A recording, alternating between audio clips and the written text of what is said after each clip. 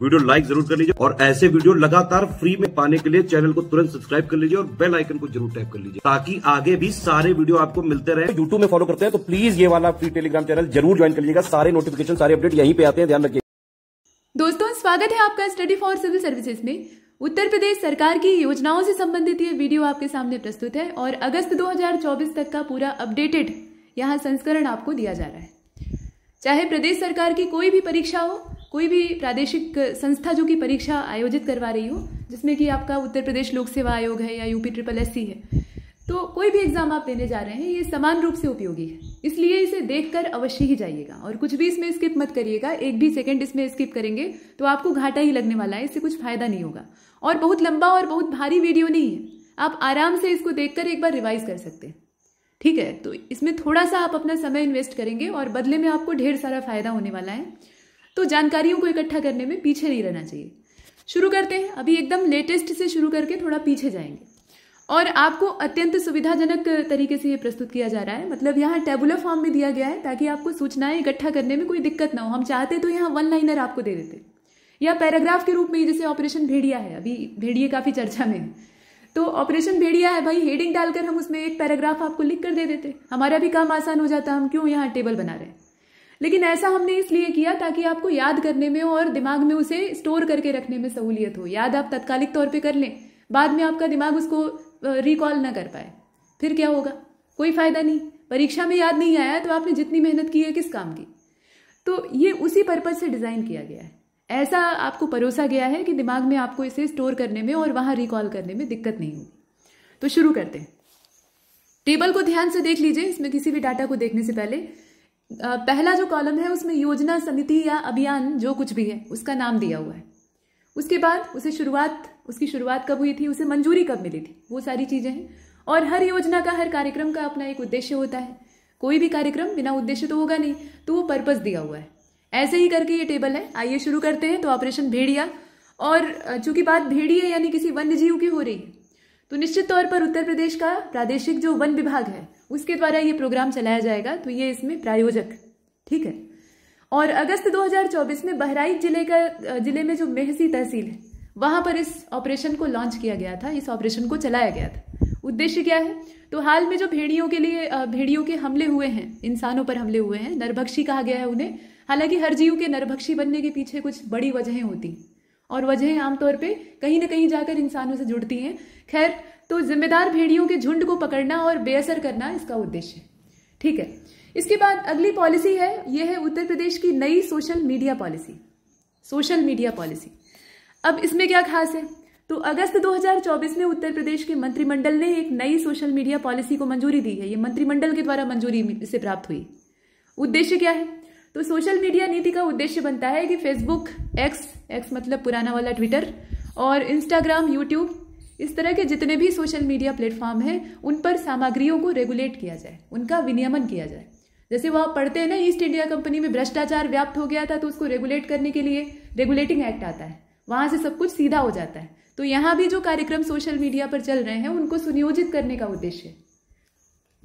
बाकी आप देखें कि इस पॉलिसी के हिसाब से सोशल मीडिया इन्फ्लुएंसर अपने प्लेटफॉर्म पे सरकार की योजनाएं और पहलों को साझा करके प्रति माह 8 लाख तक की आय भी अर्जित कर सकते हैं। तो ये एक मुनाफे वाली बात है, ठीक है।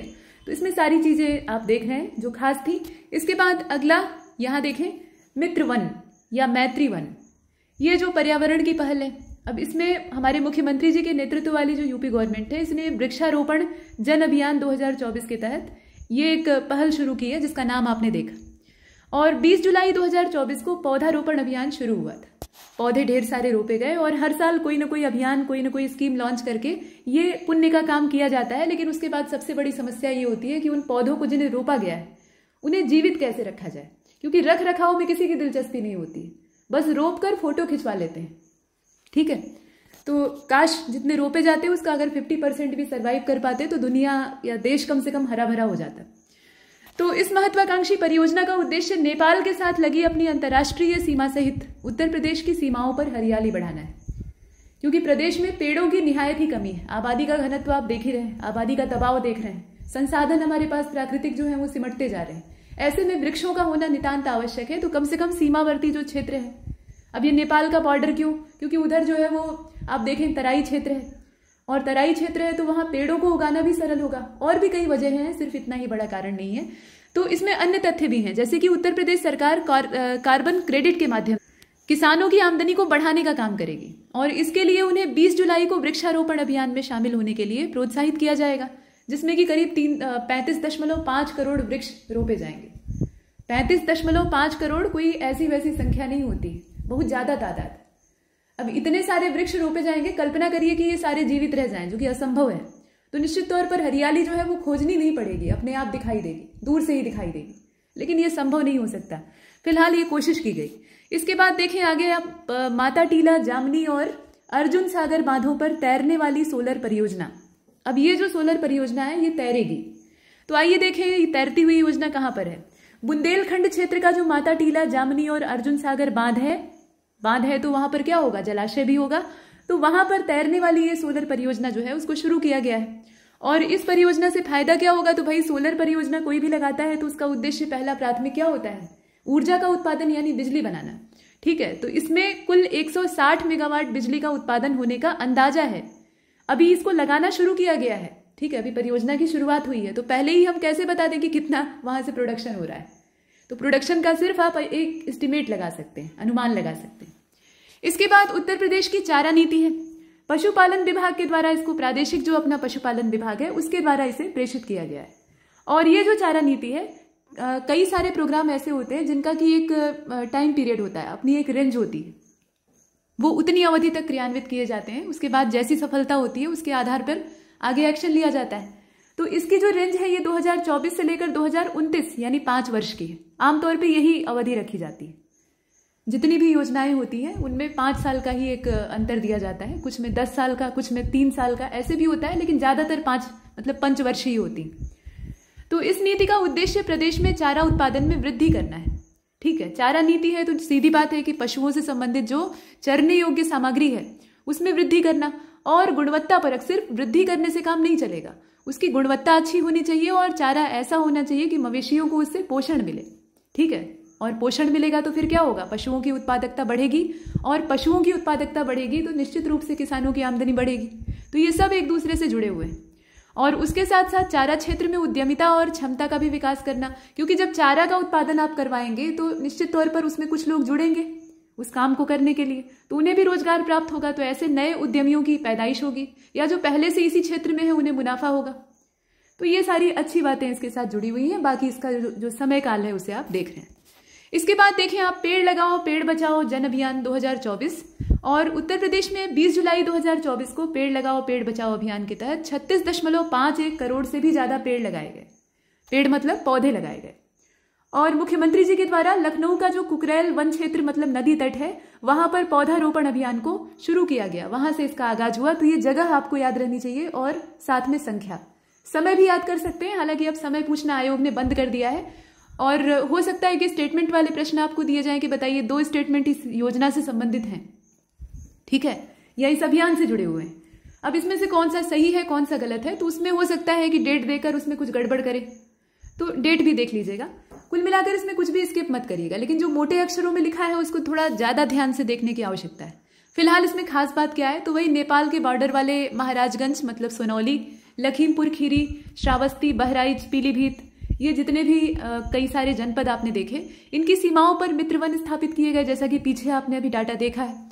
और उत्तर प्रदेश से सटे हुए जो सीमावर्ती राज्य हैं, जैसे कि बिहार राज्य है, उत्तराखंड है, जिनके साथ हमारी सीमाएं लगती हैं, केंद्र शासित प्रदेश है दिल्ली, छत्तीसगढ़ है, मध्य प्रदेश है, राजस्थान है, मतलब सभी राज्य जो आसपास के हमारे हैं, उनके आसपास भी मित्रवन स्थापित करना, जैसा कि हमने पीछे देखा था ना, मित्रवन सीमावर्ती क्षेत्र में स्थापित किए जाएंगे।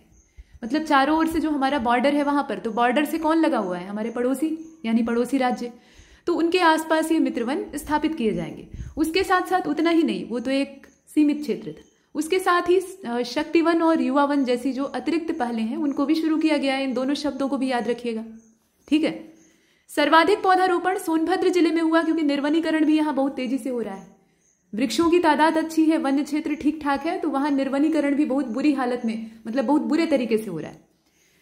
तो यहां पर करीब 1,53,00,000 पौधे लगाए गए। और विभागों के ग्राम्य विकास विभागों में जो ग्राम्य विकास विभाग है जितने भी विभाग इसमें शामिल थे उसमें से ग्रामीण विकास विभाग जो है ये पहले स्थान पर रहा।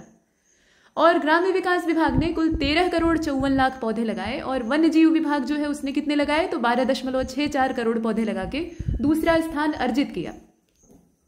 अब इन सारे विभागों में से एक विभाग का कान पकड़कर सरकार को उसको इस काम में लगाना चाहिए कि जितने पौधे लगाए गए हैं हम देखते हैं कि तुम इसमें से कितने को जिंदा बचा पाते हो, पेड़ बनाने में सक्षम कर पाते हो।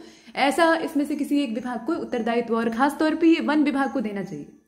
मतलब कोई ना कोई एक ऐसी संस्था यहाँ डेवलप जरूर करनी चाहिए सरकार को और सक्रिय तौर पे करनी चाहिए। ऐसे प्रयास पहले भी हुए हैं लेकिन वो उतने सार्थक तरीके से नहीं किए गए, तो सक्रिय तरीके से करने चाहिए ताकि पौधे सरवाइव कर सके। और मुख्यमंत्री माटी कला रोजगार योजना को देखते हैं। अब यहाँ से टॉपिक चेंज, अगली योजना है माटी कला रोजगार। जैसा कि नाम यहाँ आप देख रहे हैं, मिट्टी के बर्तन की बात हो रही है। माटी कला यानी मिट्टी से ही सारी कलाकृतियां बनेंगी, खासतौर पे बर्तन। तो इस योजना के अंतर्गत जिले के शहरी और ग्रामीण क्षेत्र के 8वीं पास प्रशिक्षित युवाओं को माटी कला यानी मिट्टी के बर्तन से संबंधित व्यवसायिक गतिविधियों के लिए 10 लाख रुपए ऋण राशि उपलब्ध कराई जाएगी। ऋण राशि कितनी है? 10 लाख रुपए। और मुख्यमंत्री माटी कला रोजगार योजना के माध्यम से राज्य के माटी कला का कार्य करने वाले सदस्यों को, ठीक है, इसमें जितने लोग शामिल होंगे वो सदस्य, उनको 5 लाख रुपए तक का ऋण बिना किसी ब्याज के दिया जाएगा।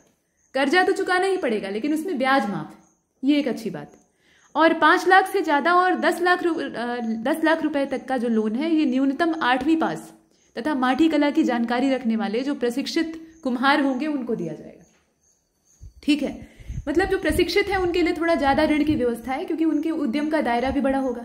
और जो अप्रशिक्षित है लेकिन इसमें जुड़े हुए हैं तो उनके लिए फिर 5 लाख रुपए तक के ऋण की व्यवस्था है, लेकिन ब्याज मुक्त है, ये अच्छी बात। तो ये कुछ हमने देखा। इसके बाद अगली योजना है अपनी एक परिवार एक पहचान योजना। और जून 2024 में उत्तर प्रदेश के मुख्यमंत्री योगी जी ने राज्य में प्रत्येक परिवार को, ठीक है, ये राज्य के प्रत्येक परिवार के लिए है, परिवार पहचान पत्र, इसको बहुत अच्छे से याद रखिएगा। एक परिवार एक पहचान योजना है और उससे नाम किस चीज का जुड़ा हुआ है? परिवार पहचान पत्र का। तो प्रत्येक परिवार के लिए इसको जारी करने की प्रक्रिया की समीक्षा उन्होंने की और इस पर त्वरित क्रियान्वयन का निर्देश दिया। ठीक है, मतलब इसे तुरंत ही एक्टिव किया जाए, क्रियान्वित किया जाए। अब इस योजना में होगा क्या? ये परिवार पहचान पत्र बनाया जाएगा तो इसमें क्या करना है?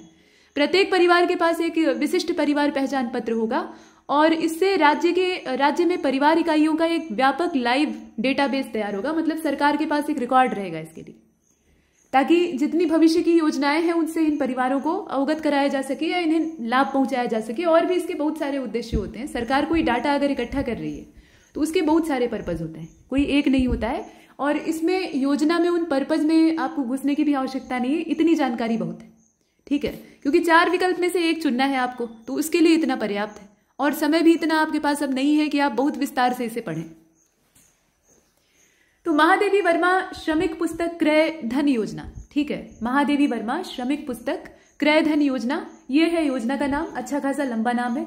अब उद्देश्य भी देखेंगे, लेकिन उद्देश्य यहां पर देखिए।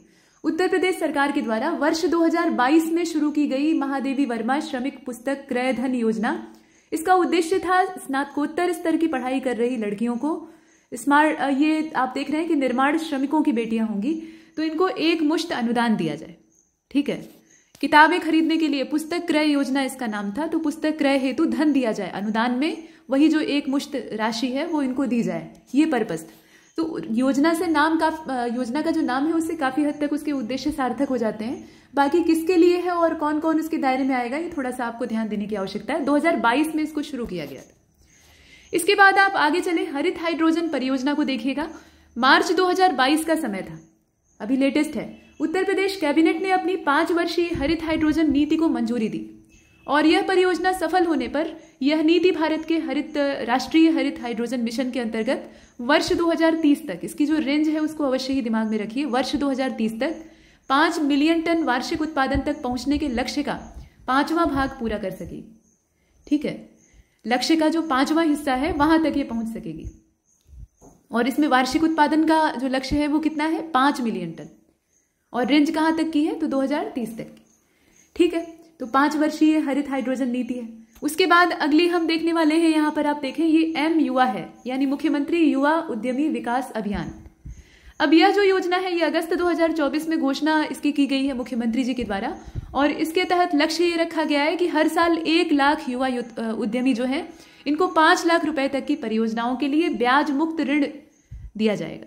ठीक, मतलब ये ब्याज मुक्त ऋण जो है उसके सहारे ये क्या करेंगे, अपना उद्यम लगा सकेंगे, उसके लिए इन्हें तैयार करने का उद्देश्य है। और इस पहल के लिए वित्तीय वर्ष 2024-25 का जो रेंज है उसमें 10,000 करोड़ रुपए की धनराशि आवंटित की गई है, यानी बजट का एक बहुत बड़ा हिस्सा इसमें लगाया गया है। ठीक है, तो ये महत्वपूर्ण है। आगे देखते हैं प्रोजेक्ट प्रवीण, ये आप योजना का नाम देख रहे हैं और ये एक पायलट प्रोजेक्ट के तौर पे, मतलब इसको आजमाने के पर्पज से लॉन्च किया गया। पायलट प्रोजेक्ट का मतलब ये है कि छोटे दायरे में पहले इसको लागू करके देखा जाता है कि इसके परिणाम सार्थक और सकारात्मक हैं या नहीं, मतलब जैसा हमने सोचा था वैसे हैं या नहीं। और जब ये सफल रहता है, कुछ छोटे हिस्सों में इसका जो प्रयोग है वो सफल रहता है, तो फिर इसे बड़े पैमाने पर लॉन्च किया जाता है। तो पायलट प्रोजेक्ट के तौर पे इसको लॉन्च किया गया था 2022-23 में। ठीक है, और उत्तर प्रदेश सरकार ने इस प्रोजेक्ट के माध्यम से राज्य में 61,000 से भी ज्यादा, ठीक है, 61,000 से भी ज्यादा लड़के और लड़कियों को कौशल प्रशिक्षण प्रदान किया है।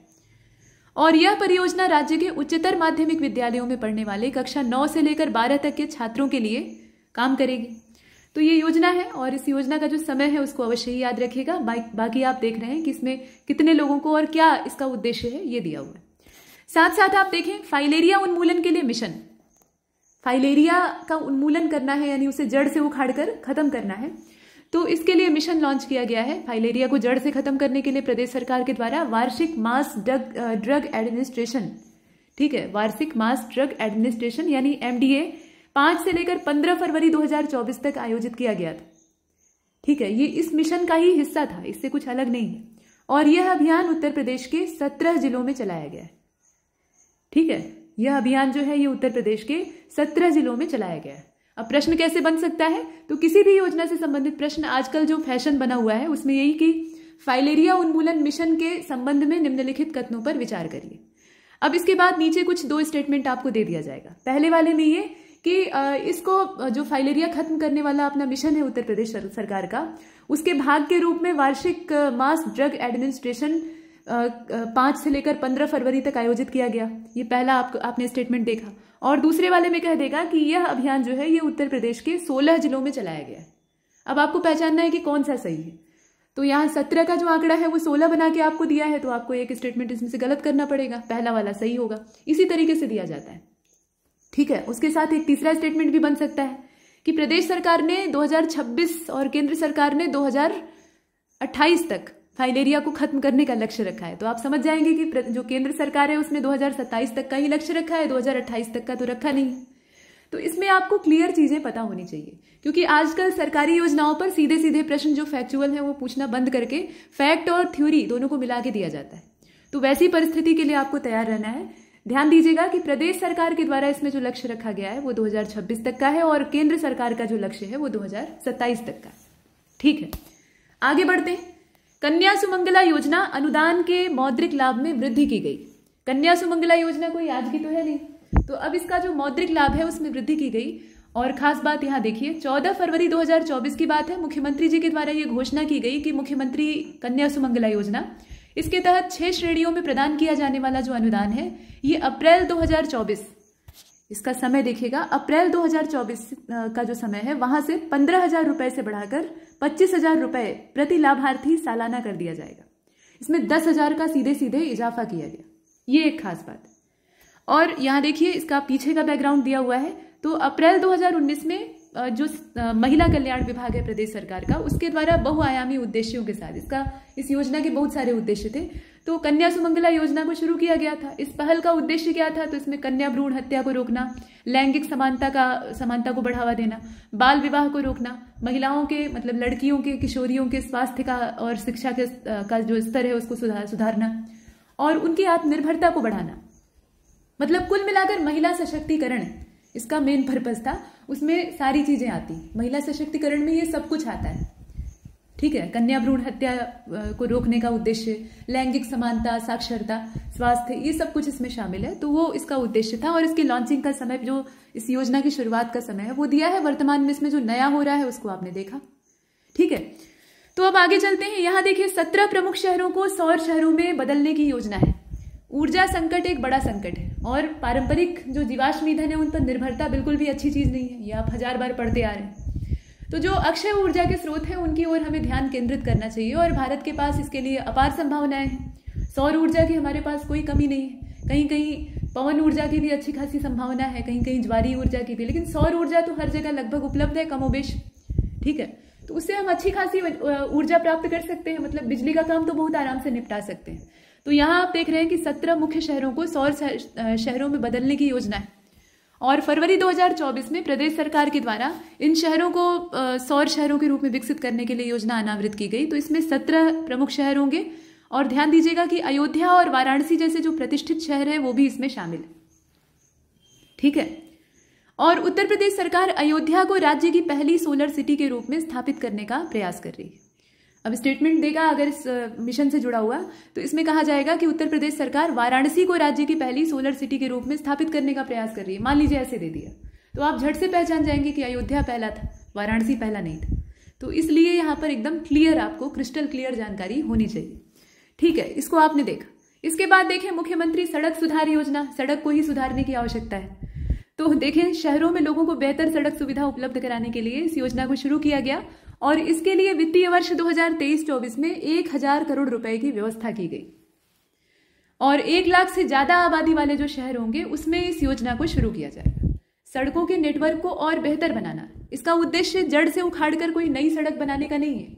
इसका उद्देश्य है जो नई सड़कें बनी हुई हैं या जो सड़कें हैं उनको इस हिसाब से मेंटेन रखा जाए ताकि लोगों को उससे सहूलियत हो, ठीक है। तो ये सब हमने देखा।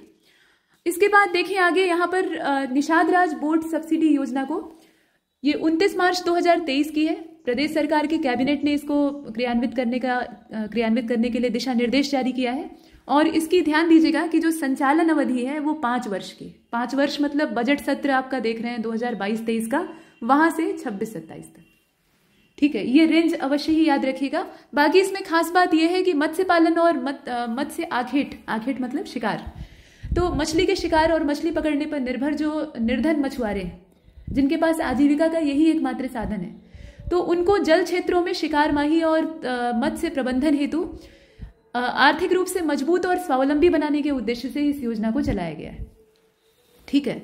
और अवैध शिकार को रोकना भी इसका पर्पज है, ये भी एक इसके पीछे चीज छिपी हुई है। तो ये कुछ हमने देखा। इसके बाद देख रहे हैं यहाँ पर कबाड़ नीति को। कबाड़ नीति की शुरुआत आप पढ़ ही चुके हैं पहले से ही, 1 अप्रैल 2023। पुराने वाहनों को स्क्रैप में भेजने की तैयारी। और कितने पुराने वाहन, तो 15 साल से ज्यादा, 15 साल से ज्यादा पुराने हैं तो वो अब पर्यावरण के लिए और ट्रैफिक के लिए संकट बनते जा रहे हैं। और दूसरी बात यह है कि दुर्घटनाओं का भी सबब बनते जा रहे हैं। तो ये 15 साल से पुराने जितने हैं उनको स्क्रैप में भेजने की तैयारी। इसके बाद देखें आप टाउनशिप नीति 2023, इसको मुख्यमंत्री जी के समक्ष प्रस्तावित किया गया था, मतलब ये 2023 में प्रस्तावित थी। बाकी आप देखें इसका जो समय है वो भी वही दिया हुआ है। उद्देश्य क्या है, खास बात, 2 लाख से कम आबादी वाले शहरों में न्यूनतम 12.5 एकड़ यानी 12.5 एकड़ और बड़े शहरों में 25 एकड़ में नई कॉलोनियां बसाई जाएंगी। ये जो आपको डाटा है ना याद रखना है, 2 लाख से कम आबादी वाले शहरों में इतना और जो बड़े हैं उसमें इतना, ठीक। तो ये कुछ आपने देखा। उसके बाद देखें उत्तर प्रदेश की पहली खेल नीति 2023, 10 मार्च 2023 को इसको मंजूरी मिली, ठीक है। 10 मार्च 2023 को इसको मंजूरी मिलती है और इस खेल नीति में ई स्पोर्ट्स को भी शामिल किया गया है। ये एक बड़ी चीज है और ऐसा करने वाला उत्तर प्रदेश भारत का पहला राज्य बन गया है जो कि अपनी खेल नीति में ई स्पोर्ट्स को शामिल कर रहा है। तो कुल मिलाकर उत्तर प्रदेश के मंत्रिमंडल ने जो खेल विकास कोष है उसके लिए करीब 10 करोड़ रुपए का प्राथमिक धन आवंटन करने का भी घोषणा किया है, ठीक है। 10 करोड़ रुपए की प्राथमिक धनराशि के साथ इस कोष को शुरू किया जाएगा। बाद में जैसी आवश्यकता होगी उसके हिसाब से धन का आवंटन किया जाएगा। तात्कालिक तौर पे इतना है। अब आगे चलते हैं। यहाँ देखिए अटल बिहारी वाजपेयी पावरलूम विद्युत फ्लैट रेट योजना। उत्तर प्रदेश के मुख्यमंत्री योगी जी के द्वारा, मतलब योगी जी की अध्यक्षता में 5 अप्रैल 2023 को हुई कैबिनेट की बैठक जो होती है उसमें राज्य की अटल बिहारी वाजपेयी पावरलूम विद्युत फ्लैट रेट योजना को मंजूरी दी गई। इसमें तारीख आप देख रहे हैं, बाकी नाम तो यहाँ दिया ही है। इसमें खास बात क्या है, तो इस योजना के तहत सरकार ने प्रदेश के पावरलूम बुनकरों को बड़ी राहत देते हुए बिजली बिल पर फ्लैट रेट की सुविधा देने की बात कही है। यही इस योजना का उद्देश्य। और योजना का लाभ 1 अप्रैल 2023 से दिया जा रहा है लगातार। तो ये एक बात है, पहले हैंडलूम होता था, बाद में वो मशीन के सहारे बुना जाने लगा तो पावर लूम में बदल गया। तो ये जो बुनकर है इनको इस योजना से बड़ी राहत मिलेगी, ऐसा मानना है। इसके बाद आप देखें शहरी विस्तारीकरण नए शहर प्रोत्साहन योजना, 5 अप्रैल 2023 की तारीख, अनुमोदन प्रदान किया जाता है इस योजना को। और यह योजना वित्तीय वर्ष 2022-23 से अगले आदेशों तक, जब तक ऑर्डर होता है तब तक, या फिर मतलब आदेश हुआ तो आगे भी चलेगी या पहले भी समाप्त हो सकती है, अदरवाइज 5 साल तक, ठीक है, 5 साल तक लागू रहेगी। अगर उससे पहले ही आदेश आ जाता है बंद करने का तो भाई बंद हो सकती है, जिसने शुरू किया है वो बंद भी कर सकता है, उसमें कोई नई बात तो है नहीं, या उससे आगे भी इसको बढ़ाया जा सकता है। लेकिन मोटे तौर पे 5 साल की अवधि जो पहले इसमें से कंप्लीट हो जाए, आदेश पहले आ जाए तो पहले, और नहीं तो 5 साल पूरा हो जाए तो 5 साल की अवधि तक चलेगी। और इस योजना में आवेदन के लिए उत्तर प्रदेश आवास विकास परिषद, विकास प्राधिकरण तथा विशेष क्षेत्र प्राधिकरण जो है वो पात्र होंगे। ठीक है, कौन कौन पात्र होगा, किसकी किसकी पात्रता है उसको आपने देखा, कब तक चलेगी वो देख लिया।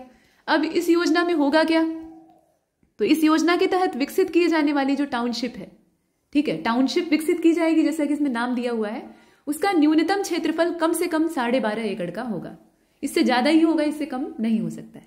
इसके बाद देखें आप आगे समर्थ अभियान को, तो इसे पंचायती राज मंत्री जी के द्वारा, ये केंद्रीय ग्रामीण विकास और पंचायती राज मंत्री जी हैं गिरिराज सिंह, इनके द्वारा इसको लॉन्च किया गया 25 मई 2023 को लखनऊ में अमृत महोत्सव के तहत। जब देश अमृत महोत्सव मना रहा था तो उस समय इसे लॉन्च किया गया। और इसमें आप देखेंगे कि 50,000 ग्राम पंचायतों में डिजिटल लेन देन को बढ़ावा देने के उद्देश्य से इसे शुरू किया गया। यानी समर्थ अभियान का उद्देश्य क्या था, डिजिटल लेन देन को बढ़ावा देना। और समर्थ अभियान 1 फरवरी 2023 से शुरू हुआ और 15 अगस्त 2023 तक आजादी के अमृत महोत्सव तक जारी रहा। तो इसका पीछे का समय दिया हुआ है। बाकी आप इसमें देखें खास बात क्या है, डिजिटल लेन देन को बढ़ावा देना उद्देश्य है, वो तो आप देख ही चुके हैं। अब इसमें बड़ा जोर जो है वो विशेष रूप से महिलाओं पर ध्यान केंद्रित करते हुए ग्रामीण क्षेत्रों में डिजिटल लेन देन को बढ़ावा देना, जिससे कि महिलाओं को जोड़ना है, ये भी इसका एक मेन पर्पस। और डिजिटल लेन देन में फरवरी 2023 में उत्तर प्रदेश देश में पहले स्थान पर आ गया है। तो डिजिटल लेन देन एक अब शगल बन चुका है लोगों का, और सरलता भी है इसमें, बहुत ज्यादा सरल है। कैश के रूप में कोई पैसा आप चुकाएं और ऐसे ऑनलाइन पे कर दें, दोनों में सुविधा है, लेकिन इसके अपने नुकसान भी हैं। अगर बिना सुरक्षा के आप ये कदम उठाते हैं तो आप खतरे में भी आ सकते हैं। तो सुरक्षा के भी पुख्ता इंतजाम होने चाहिए, फिलहाल वो एक अलग मुद्दा है। तो महिलाओं को इससे जोड़ना, क्योंकि अक्सर ये देखा जाता है कि महिलाएं खासतौर पर ग्रामीण क्षेत्र की, वो अभी भी डिजिटल टेक्नोलॉजी और इस तरह का जो लेन देन है उससे उतनी फ्रेंडली नहीं है, तो उन्हें जोड़ने का उद्देश्य। ठीक है, इसके बाद आगे चलते हैं। मुख्यमंत्री पर्यटन विकास सहभागिता योजना 12 मई 2023 की बात है। उत्तर प्रदेश मंत्रिमंडल के द्वारा मुख्यमंत्री पर्यटन विकास सहभागिता योजना जो है उसको लॉन्च किया गया, स्वीकृति दी गई। और उद्देश्य है प्रदेश के प्रत्येक विधानसभा क्षेत्र के एक सर्वाधिक महत्वपूर्ण स्थल को चुनना। ठीक है, एक सर्वाधिक महत्वपूर्ण स्थल जो होगा उसको चुनना तथा पर्यटन संभावनाओं से परिपूर्ण अल्प ज्ञात पर्यटन स्थलों को भी चिन्हित करना और उसे उच्च स्तरीय पर्यटन स्थल के रूप में विकसित करना। चूंकि ये पर्यटन विकास सहभागिता योजना है तो प्रदेश के जितने महत्वपूर्ण स्थान हैं, अब इसमें विधानसभा क्षेत्र के हिसाब से उसे तय किया गया है, तो जितने भी महत्वपूर्ण स्थान हैं जो पहले से नामी गिरामी हैं उनको नहीं, जो गुमनामी के अंधेरे में डूबे हुए हैं उन्हें उभारने का पर्पस है, ताकि एक पर्यटन गंतव्य के तौर पे प्रदेश को विकसित किया जा सके। इसके पीछे छुपा हुआ पर्पस वही है। तो इसे आपने देखा, ठीक है। इसके बाद देखिए आगे, यहां देखिए सूक्ष्म उद्यमी दुर्घटना बीमा योजना 21 अगस्त 2023 की बात है। इसको शुरू किया गया था योगी जी के द्वारा और 28 जून 2023 को मुख्यमंत्री आदित्यनाथ जी की अध्यक्षता में लोक भवन में जो कैबिनेट की बैठक हुई थी उसमें इसे लागू करने का फैसला लिया गया। तो ये 2 तारीखें हैं। फिलहाल 18 वर्ष से लेकर 60 वर्ष तक की आयु के जो उद्यमी होंगे वो इस योजना के लिए आवेदन के पात्र होंगे। ये आयु सीमा दी हुई।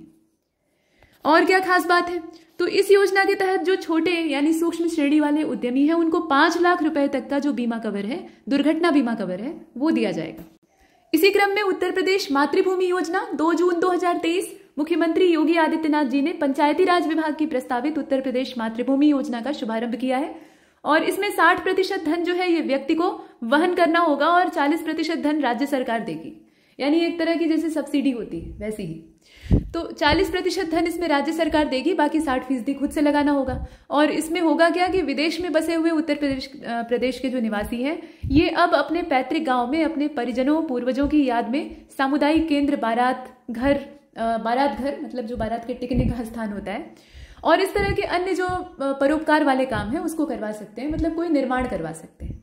देखा यह गया है कि विदेश में बसने वाले लोग जो हैं, क्योंकि बाहर मोटी कमाई करते हैं, मोटी कमाई नहीं करते तो वो इतना घर छोड़ के दूर टिके नहीं होते, वहां अच्छी आमदनी होती है तो ही रहते हैं, ठीक है, ज्यादा पैसे के लालच में जाते हैं, तो वहां कमा रहे हैं और उसके बाद फिर वो वहीं पर सेटल हो गए। और यहाँ अगर उनके कोई परिजन रह रहे हैं तो उन्हें कुछ पैसा भेज देते हैं, और यहाँ जब भेजते हैं तो वो रुपए में जब कन्वर्ट होता है तो ज़्यादा हो जाता है, तो लोग खुश हो जाते हैं। ये एक सामान्य चीज़ है। लेकिन वो अपने देश के लिए क्या कर रहे हैं, या अपने उस जन्म स्थान के लिए क्या कर रहे हैं जहाँ से कि वो उठकर वहां तक गए, तो इसके लिए अगर वो योगदान देना ही चाहते हैं तो दे सकते हैं इस माध्यम से। ये एक अच्छी पहल, ठीक है। इसके बाद आगे चलते हैं। देखिए, नंद बाबा दुग्ध मिशन। जून 2023 में उत्तर प्रदेश के दुग्ध उत्पादक किसानों की आमदनी बढ़ाने और दूध की बिक्री गांव में ही सुनिश्चित करवाने के उद्देश्य से, ताकि बाहर न ले जाना पड़े, तो इसके उद्देश्य से इस मिशन को लॉन्च किया गया। और इसमें दूध का उत्पादन करने वाले जो किसान हैं उनकी आमदनी को बढ़ाने का प्रयास होगा। और इसके लिए राज्य इस मिशन पर अगले 5 वर्षों तक काम करेगी और 1000 करोड़ रुपए खर्च करेगी। दूध एक कच्चा सौदा होता है, गांव में इसको कच्चा सौदा कहा जाता है, मतलब जल्दी खराब होता है। अगर इसकी प्रोसेसिंग ना करके इसको बाहर भेजा जाए तो खराब होने की संभावना और पैसा बर्बाद होने की संभावना ज्यादा होती है। और इन सामान्य किसान वर्ग के पास ऐसी सुविधाएं कहाँ कि मिल्क प्रोसेसिंग करके उसकी चीज बना लें, उसका पनीर बना लें। बना भी सकते हैं लेकिन वो सबकी पहुंच में नहीं है और इतना आसान नहीं, अपनी जो ग्रामीण व्यवस्था है उसके हिसाब से। तो गांव में ही बिक्री सुनिश्चित हो और गांव में उन्हें ऐसे औने पौने दाम न बेचना पड़े, किफायती लागत प्रभावी उनका जो उत्पादन है वो हो जाए, और उसके साथ उन्हें मुंहमांगा दाम, जो निर्धारित दाम है, मुंहमांगे का मतलब मनमाना नहीं, जितना दूध का निर्धारित एक तय किया हुआ दाम है वो उन्हें प्राप्त हो, ठीक है। तो ये एक चीज है। इसके बाद मुख्यमंत्री खेत सुरक्षा योजना, खेत सुरक्षा योजना। अब इस योजना को पूरे राज्य में लागू करने की घोषणा हुई थी जुलाई 2023 में। इसमें होगा क्या, तो किसानों को आवारा पशुओं से अपनी फसलों को सुरक्षित रखने के लिए सोलर फेंसिंग लगाने की सब्सिडी दी जाएगी, ठीक है। और लघु सीमांत किसानों को प्रति हेक्टेयर लागत जो होगी उसका 60% या अधिकतम 1.43 लाख रुपए का अनुदान दिया जाएगा, ठीक है, मतलब 1,43,000 रुपए का अनुदान दिया जाएगा। और इस योजना का उद्देश्य किसानों की आमदनी को बढ़ाकर फसलों के नुकसान को कम करना है। तो ये एक बात। इसके बाद नंदिनी कृषक बीमा योजना है यहाँ पर, और इसका शुभारंभ किया गया था वही जुलाई 2023 का समय। इसमें पशुपालकों तथा किसानों को स्वदेशी उन्नतिशील नस्ल की गाय उपलब्ध कराई जाएगी, स्वदेशी गाय। और योजना का उद्देश्य है देसी नस्ल की गायों को बढ़ावा देना, क्योंकि विलायती नस्ल पे हम कुछ ज्यादा ही लोभित हो जाते हैं, ठीक है, आकर्षित हो जाते हैं। तो इसमें आप देख रहे हैं कृषक तथा पशुपालकों को आर्थिक रूप से समृद्ध बनाना और दुग्ध उत्पादन के क्षेत्र में बढ़ोतरी के उपाय करना, ये सारी चीजें। मेरी माटी मेरा देश अभियान, लखनऊ का जो काकोरी है वहां पर मुख्यमंत्री जी के द्वारा 9 अगस्त 2024 को इसको, माफ कीजिएगा, 9 अगस्त 2023 को इसको लॉन्च किया गया था। और इस अभियान के तहत देश के हर गांव, ब्लॉक, नगर निगम, नगर पालिका स्तर पर कार्यक्रम चलाए जाएंगे। और इस दौरान देश के लिए जीवन बलिदान करने वाले बहादुर स्वतंत्रता सेनानियों को याद किया जाएगा। और ये जो अभियान लॉन्च किया गया है इसमें नाम भी रखा गया है मेरी माटी मेरा देश। और शुरू करने की जगह जरा देखिए, काकोरी, ठीक है। तो ये इसमें योजना का उद्देश्य, मतलब अभियान का उद्देश्य आपने देखा। इसके बाद शिक्षुता प्रोत्साहन योजना है उच्च शिक्षा के लिए, कैबिनेट के द्वारा इसमें इसका विस्तार किया गया, ठीक है। 22 अगस्त 2023 को इसका विस्तार किया गया। और इसमें सभी ग्रेजुएट किए हुए जो युवा हैं, मतलब BA BSc या ग्रेजुएशन उनका कंप्लीट हो चुका है, तो ऐसे युवाओं को जोड़ने के प्रस्ताव को मंजूरी मिली। और कैबिनेट ने योजना का जो पूरा दायरा है उसके अंतर्गत प्रशिक्षुओं को निजी प्रतिष्ठानों की ओर से दिए जाने वाले स्टाइपेंड में, ठीक है, ये निजी प्रतिष्ठान जो है इनकी ओर से दिए जाने वाले स्टाइपेंड में 1000 रुपए की प्रतिपूर्ति राज्य सरकार की ओर से किए जाने की सहमति दी। तो स्टाइपेंड की राशि को बढ़ाकर आप देख रहे हैं इसमें कर दिया गया है 9000 रुपए। तो कुल मिलाकर इसमें दायरा बढ़ाया गया है और इसमें जो ग्रेजुएशन किए हुए युवा हैं उनको शामिल करने का प्रस्ताव था। इसके बाद आगे चलते हैं। यहां देखिए आप, सूक्ष्म उद्यमी दुर्घटना बीमा योजना 21 अगस्त 2023 की है। विश्व उद्यमिता दिवस उस दिन मनाया जाता है, तो उसी के मौके पर मुख्यमंत्री जी के द्वारा जो ये लोक लोक भवन सभागार है, वहां पे इसे लॉन्च किया गया। अब 21 अगस्त को सोमवार था, वो दिन आपको याद करने की आवश्यकता नहीं है। फिलहाल ये जो सूक्ष्म उद्यमी दुर्घटना बीमा योजना है, ये राज्य में स्थापित किए जाने वाले 3 नए प्लेस पार्कों के विकासकर्ताओं को प्रोत्साहन राशि की पहली किस्त का चेक यहाँ पे वितरित किया गया था। तो कुल मिलाकर योजना का जो आरंभ करने का समय इत्यादि है वो दिया हुआ है। अब इसमें छोटे उद्यमियों के लिए काफी ज्यादा लाभकारी होगी। योजना कब शुरू हुई, कहाँ से लॉन्च किया गया, किसी खास शहर से लॉन्च किया गया या किसी खास मौके पे लॉन्च किया गया है, तो वो पता होना चाहिए। केंद्र सरकार की है कि प्रदेश सरकार की है, तो यहाँ तो आप प्रदेश सरकार की ही देख रहे हैं, तो ये सब आपको मालूम होना चाहिए। उसके साथ साथ योजना का मूल होता है उद्देश्य और उसके क्रियान्वयन की अवधि। इतना अगर पता है तो सारी चीजें क्लियर है। और वहां देखिए नीचे कि मुख्यमंत्री सूक्ष्म दुर्घटना बीमा योजना के अंतर्गत 5 करोड़ रुपए से कम पूंजी तथा 40 लाख रुपए से कम टर्नओवर वाले 90 लाख से ज्यादा छोटे उद्यमियों को 5 लाख रुपए तक का दुर्घटना बीमा कवर दिया जाएगा। ठीक है, ये इसकी खास बात। इसके बाद एक ब्लॉक एक उत्पाद योजना है। कृषि क्षेत्र को विकसित करने हेतु जल तथा मृदा संरक्षण के साथ साथ फल फूल, मत्स्य, पशुपालन, डेयरी, इसको एकीकृत रूप से विकसित किया जाएगा। ठीक है, अब यहां इसको एकीकृत किया जाएगा, ये खास बात। और इसके लिए एक जिला एक उत्पाद यानी जो ODOP वाला प्रोग्राम था, उसी के तहत प्रदेश सरकार माफ कीजिएगा, उसी की तर्ज पर प्रदेश स्तर पर एक ब्लॉक एक उत्पाद यानी OBOP, जैसे 1 डिस्ट्रिक्ट 1 प्रोडक्ट था, वैसे ही 1 ब्लॉक 1 प्रोडक्ट के हिसाब से इसको प्रोत्साहित किया जाएगा। उद्देश्य होगा प्राथमिक क्षेत्र, मतलब जो प्राइमरी सेक्टर है, वहां के उत्पादों को अच्छा बाजार मूल्य मिल सके, क्योंकि वो बेचारे जो हैं वो बढ़िया मुनाफा नहीं कमा पाते, और मुनाफा जब अच्छा नहीं होता है तो जो बेचने वाला व्यक्ति है वो हतोत्साहित होगा। वही बात है, तो उसको मतलब इस दिक्कत से निजात पाने के लिए ये प्रोग्राम लॉन्च किया गया है। और इसके लिए गुणवत्तापूर्ण उत्पादों का संवर्धन करके एग्रो प्रोसेसिंग हेतु किसानों को जागरूक किया जाए। ठीक है, कृषि विभाग इसमें काम कर रहा है, वो तो करेगा ही क्योंकि उसी से संबद्ध योजना है। तो ये सब हमने देखा। इसके बाद कृषि यांत्रिकरण योजना है। वर्ष 2023 हेतु प्रदेश सरकार के द्वारा सब मिशन ऑन एग्रीकल्चर मैकेनाइजेशन योजना, यानी यही कृषि यंत्रीकरण योजना, promotion of agriculture mechanization for in situ management crop residue योजना एंड कृषि यंत्रीकरण हेतु जो मंजूरी है उसको दी जाती है। तो ये जो मैकेनाइजेशन का प्रोग्राम है, मतलब यंत्रीकरण की योजना है, इसमें होगा क्या, ये तो हमने देखा कि जो वर्ष 2023 है उसके लिए मंजूरी दी गई थी, तो ये पुराना समय आपने देख लिया, उसी से संबंधित योजना का यहाँ पे पूरा फैला हुआ जो प्रारूप है वो दिया हुआ है। अब इसमें किसानों को 10,000 रुपए से लेकर 15,000 रुपए तक के कृषि यंत्र खरीदने पर छूट दी जाएगी। ठीक है, और छूट जो है वो 40 से 80% तक की होगी, यानी एक अच्छी खासी छूट होगी। और विभाग ने इस पूरी कार्य योजना को तैयार करने का निर्देश दिया है। और साथ में आप देखेंगे सब मिशन ऑन एग्रीकल्चर का भी कुछ डाटा दिया हुआ है। इस योजना, ये यहाँ देखें, इस योजना में एक ऐसा केंद्र बनाया जाएगा जिसमें कि किसान 10 लाख रुपए तक का यंत्र ले सकते हैं और 40% की छूट मिलेगी।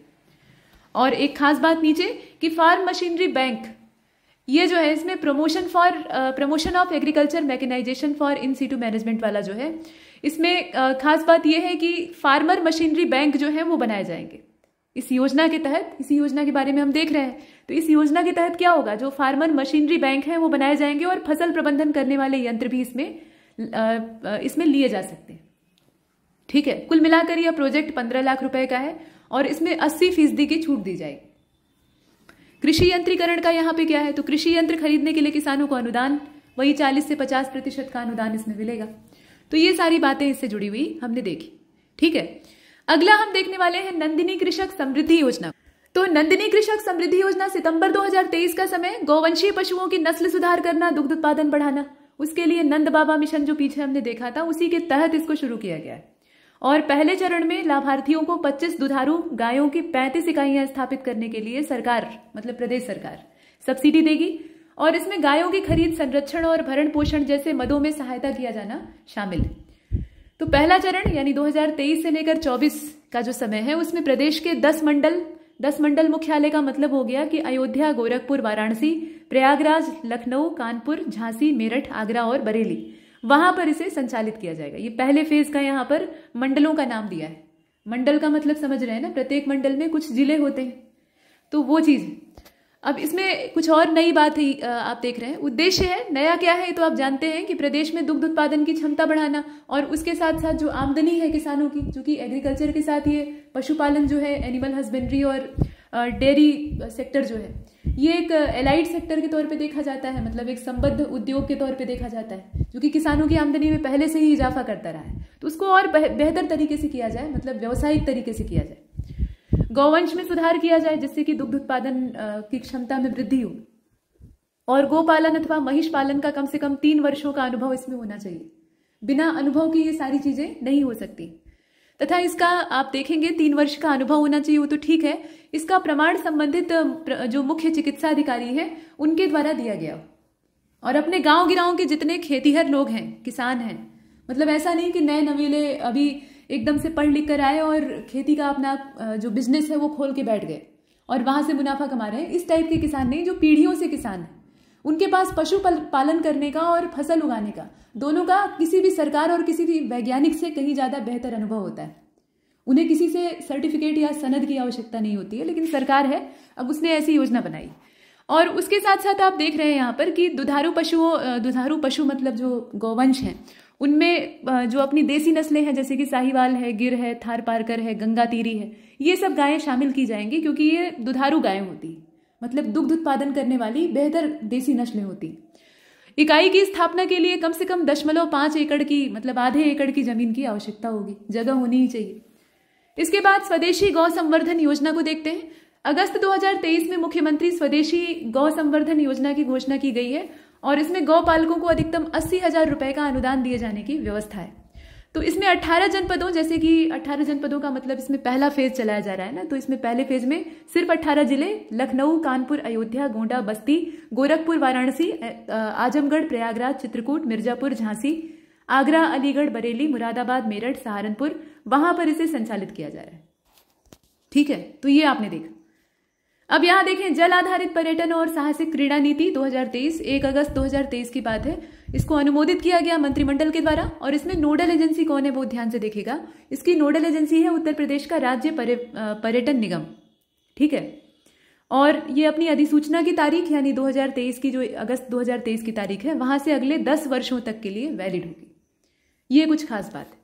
अब इसमें उद्देश्य क्या था, तो इसमें अंतर्देशीय उत्तर प्रदेश में जितने भी भू आधारित, वायु आधारित और जल आधारित, जैसे कि जल मार्गों और बांधों, जलाशयों, झीलों, नदियों, तालाबों या राज्य के अधिकार क्षेत्र में आने वाले जितने भी जल निकाय हैं या भूमिखंड हैं, उन पर की जाने वाली जितनी भी एडवेंचरस एक्टिविटी होंगी, साहसिक गतिविधियां होंगी, उन सब पर यह योजना लागू हो। और इसकी अवधि कितनी है, तो 10 साल। इसके बाद आप देख रहे हैं ग्रीन रोड इंफ्रास्ट्रक्चर डेवलपमेंट, ये शहरी योजना है, सीएम ग्रिड योजना इसको कहा गया है। ठीक है, मुख्यमंत्री ग्रिड योजना या फिर सीएम ग्रिड योजना। अब 10 अक्टूबर 2023 को उत्तर प्रदेश में मुख्यमंत्री जी के द्वारा, मुख्यमंत्री जी की अध्यक्षता में जो कैबिनेट की बैठक हुई, उसमें शहर की सड़कों को बेहतर बनाने के उद्देश्य से, ठीक है, शहर की जो शहरी इलाके हैं उनकी सड़कों को बेहतर बनाने के उद्देश्य से इस ग्रिड योजना को लॉन्च किया गया। और इसमें भी फेज चलाए गए इस योजना के। तो पहला चरण जो इसका था, उसमें 17 नगर निगमों को शामिल किया गया। कौन कौन से हैं ध्यान दीजिएगा, अयोध्या, अलीगढ़, आगरा, कानपुर, गाजियाबाद, गोरखपुर, झांसी, प्रयागराज, फिरोजाबाद, बरेली, मथुरा, वृंदावन, मेरठ, मुरादाबाद, लखनऊ, वाराणसी, शाहजहांपुर और सहारनपुर। दूसरे चरण में क्या होगा, नगर पंचायत और पालिका परिषद जो है वहां की सड़कों को भी शामिल कर लिया जाएगा। पहले बड़ा दायरा, उसके बाद जो छोटे स्तर है वहां तक। बाकी आप देखें कि 2023-24 में वित्तीय वर्ष जो था, उसमें इस योजना के लिए 500 करोड़ रुपए की व्यवस्था की गई थी। 500 करोड़ रुपए की जो धनराशि है उसको आवंटित किया गया था। अब यहाँ आप इस पेज पर 2 योजनाओं को देख रहे हैं, पहली है वंदन और दूसरी है हॉट कुक्ड मील योजना। तो पहले वंदन को देख लेते हैं। 10 अक्टूबर 2023 की तारीख, कैबिनेट की बैठक में ये मंजूरी दी गई इसको। अब इसमें आप देखेंगे कि शहरी निकायों में स्थित जो सांस्कृतिक, पौराणिक, ऐतिहासिक और धार्मिक स्थल हैं, उनके विकास के लिए वंदन योजना को लॉन्च किया गया। शुरुआत इसकी 2023-24 का जो अपना वित्तीय वर्ष है उसी में की गई है और इस वित्तीय वर्ष में इसके लिए धनराशि आवंटित की गई है 50 करोड़ रुपए। तो ये कुछ इसमें डाटा है। और अगला गरम गरम खाना यानी हॉट कुक्ड मील योजना, और इसमें आप देख रहे हैं ये 24 नवंबर 2023 की है। अब इसमें क्या होगा, अयोध्या के एक कंपोजिट स्कूल में 3 से लेकर 6 साल के बच्चों के लिए इस योजना को शुरू किया गया। यही एक खास बात। आगे चले, आकांक्षी नगर योजना को देख लीजिए। 12 सितंबर 2023 को 20,000 से 1 लाख की आबादी वाले 100 सबसे पिछड़े, यहां ध्यान दीजिएगा, प्रदेश सरकार ने क्या किया, 20 लाख या उससे ज्यादा आबादी वाले 20,000 या 1 लाख, इस बीच में अर्थात 20,000 से लेकर 1 लाख की आबादी वाले जो 100 सबसे ज्यादा पिछड़े शहरी निकाय होंगे, वहां पर इस आकांक्षी नगर योजना यानी एस्पिरेशनल सिटी योजना को लॉन्च किया, मतलब इस प्रस्ताव को मंजूरी दी गई। अब इसमें 16 मापदंड होंगे। ऐसे किसी को भी एकदम पिछड़ा नहीं घोषित कर दिया जाएगा, उसके लिए कुछ मापदंड होते हैं। तो उसके आधार पर नीति आयोग के द्वारा 762 शहरी निकायों में से करीब 100 महत्वाकांक्षी शहरी निकायों का चयन शामिल होगा। इसमें चयन कौन करेगा? तो नीति आयोग करेगा। फिलहाल आप देख रहे हैं कि ये योजना 2026 तक, 31 मार्च 2026 तक लागू रहेगी। ये एक खास बात। लेकिन डैशबोर्ड के जरिए लागू होने का जो घोषित यहां समय दिया है, अंतिम समय दिया हुआ है, वो है 2026 31 मार्च। लेकिन डैशबोर्ड के जरिए इसकी मॉनिटरिंग बाद तक की जाएगी, यानी 2028 31 मार्च, यानी अगले 2 वर्षों तक भी की जाएगी। अब उत्तर प्रदेश की ये जो एस्पिरेशनल सिटी योजना है, इसमें आप देखेंगे कि ऐसी विकास योजना को शुरू करने वाला उत्तर प्रदेश देश में पहला राज्य है। ये एक इसमें खास बात। इसके बाद अब यहां देखें, उत्तर प्रदेश सरकार की योजनाएं थोड़ा और पीछे वाली है, तो एकदम लेटेस्ट हमने देखा, यानी 2023-24 की। अभी 2022-2021 वाली देख लेते हैं। तो इसमें है आपका स्कूल चलो अभियान। स्कूल चलो अभियान के लिए 4 अप्रैल 2022 की तारीख है। श्रावस्ती जिले का जो जयचंदपुर कटघरा उच्च प्राथमिक विद्यालय है, वहां से इसको लॉन्च किया गया। उद्देश्य था उत्तर प्रदेश में प्राथमिक और उच्च प्राथमिक विद्यालयों में 100% नामांकन को सुनिश्चित करना। ये इसमें खास बात। अगला आप देख रहे हैं नगर सृजन योजना। अगस्त 2022 में उत्तर प्रदेश मंत्रिमंडल की बैठक में मुख्यमंत्री जी के द्वारा इस योजना को अनुमोदित किया गया और इस योजना के तहत 2017-18 से अब तक, ठीक है, 2017-18 का जो समय है, वहां से लेकर अब तक बनने वाले 191 निकायों तथा और भविष्य में जो बनने वाले निकाय हैं, वहां पर नागरिकों को मूलभूत सुविधाएं देने के लिए 550 करोड़ रुपए का बजट जारी किया गया है। ठीक है, जितनी भी आधारभूत सुविधाएं होती है उसके लिए बजट आवंटित किया गया है। अब कौन कौन सी हैं? तो भाई अच्छी सड़क होनी चाहिए, पानी निकासी की व्यवस्था होनी चाहिए, सीवर वाली व्यवस्था, पेयजल की व्यवस्था होनी चाहिए, पार्क और परिषदीय विद्यालय होने चाहिए, कम से कम इतना ढांचा तो होना ही चाहिए। तो इसके लिए यहाँ पर व्यवस्था की गई और उद्देश्य है शहरों की तर्ज पर जो नए बने हुए नगर निकाय हैं, वहां पर भी निवासियों को अच्छी जो जीवन जीने के लिए मूलभूत आवश्यकताएं हैं, वो सब पूर्ण की जाती रहे। ठीक है, इस चीज को आपने देखा, मतलब उसमें बिजली है, पेयजल है, ठोस अपशिष्ट प्रबंधन है, स्ट्रीट लाइटिंग है। पता लगा सड़क पे ही अंधेरा छाया हुआ है तो किस काम का? तो ये सारी जो बुनियादी सेवाएं हैं वो यहाँ पर दी जाएंगी। इसके बाद आप देख रहे हैं यूपी परिवार कल्याण कार्ड योजना को, ये PKC योजना कही जाती है शॉर्टकट में। और इसकी घोषणा योगी जी के द्वारा राज्य की परिवार इकाइयों का एक व्यापक डेटाबेस स्थापित करने के लिए, मतलब इसमें आप देखें कि जो डेटाबेस स्थापित किया जाएगा उसी के आधार पर रोजगार, पेंशन, आवास लाभ, इस तरह की जो योजनाएं हैं उसके लिए लाभार्थियों की पहचान आदि भी की जाएगी। तो उसी के उद्देश्य से इसे निकाला गया है। बाकी इसमें और क्या खास बात हो सकती है? तो PKC जो है, यानी ये योजना परिवार कल्याण कार्ड योजना, इसमें प्रत्येक परिवार के लिए एक विशिष्ट 12 अंक का ID नंबर दिया जाएगा, जैसे आधार कार्ड और आधार नंबर होता है ना, बिल्कुल वैसे ही। और परिवारों के लिए डेटा का प्रारंभिक संग्रह राशन कार्ड के माध्यम से किया जाएगा, राशन कार्ड। और क्या देखें उद्देश्य? इसमें उद्देश्य यह है कि कोई भी परिवार जो कि किसी कारणवश सरकारी योजनाओं के लाभ से वंचित रह गया है, उसको प्रत्येक योजनाओं का अगर वो हकदार है तो उसका लाभ मिलता रहे।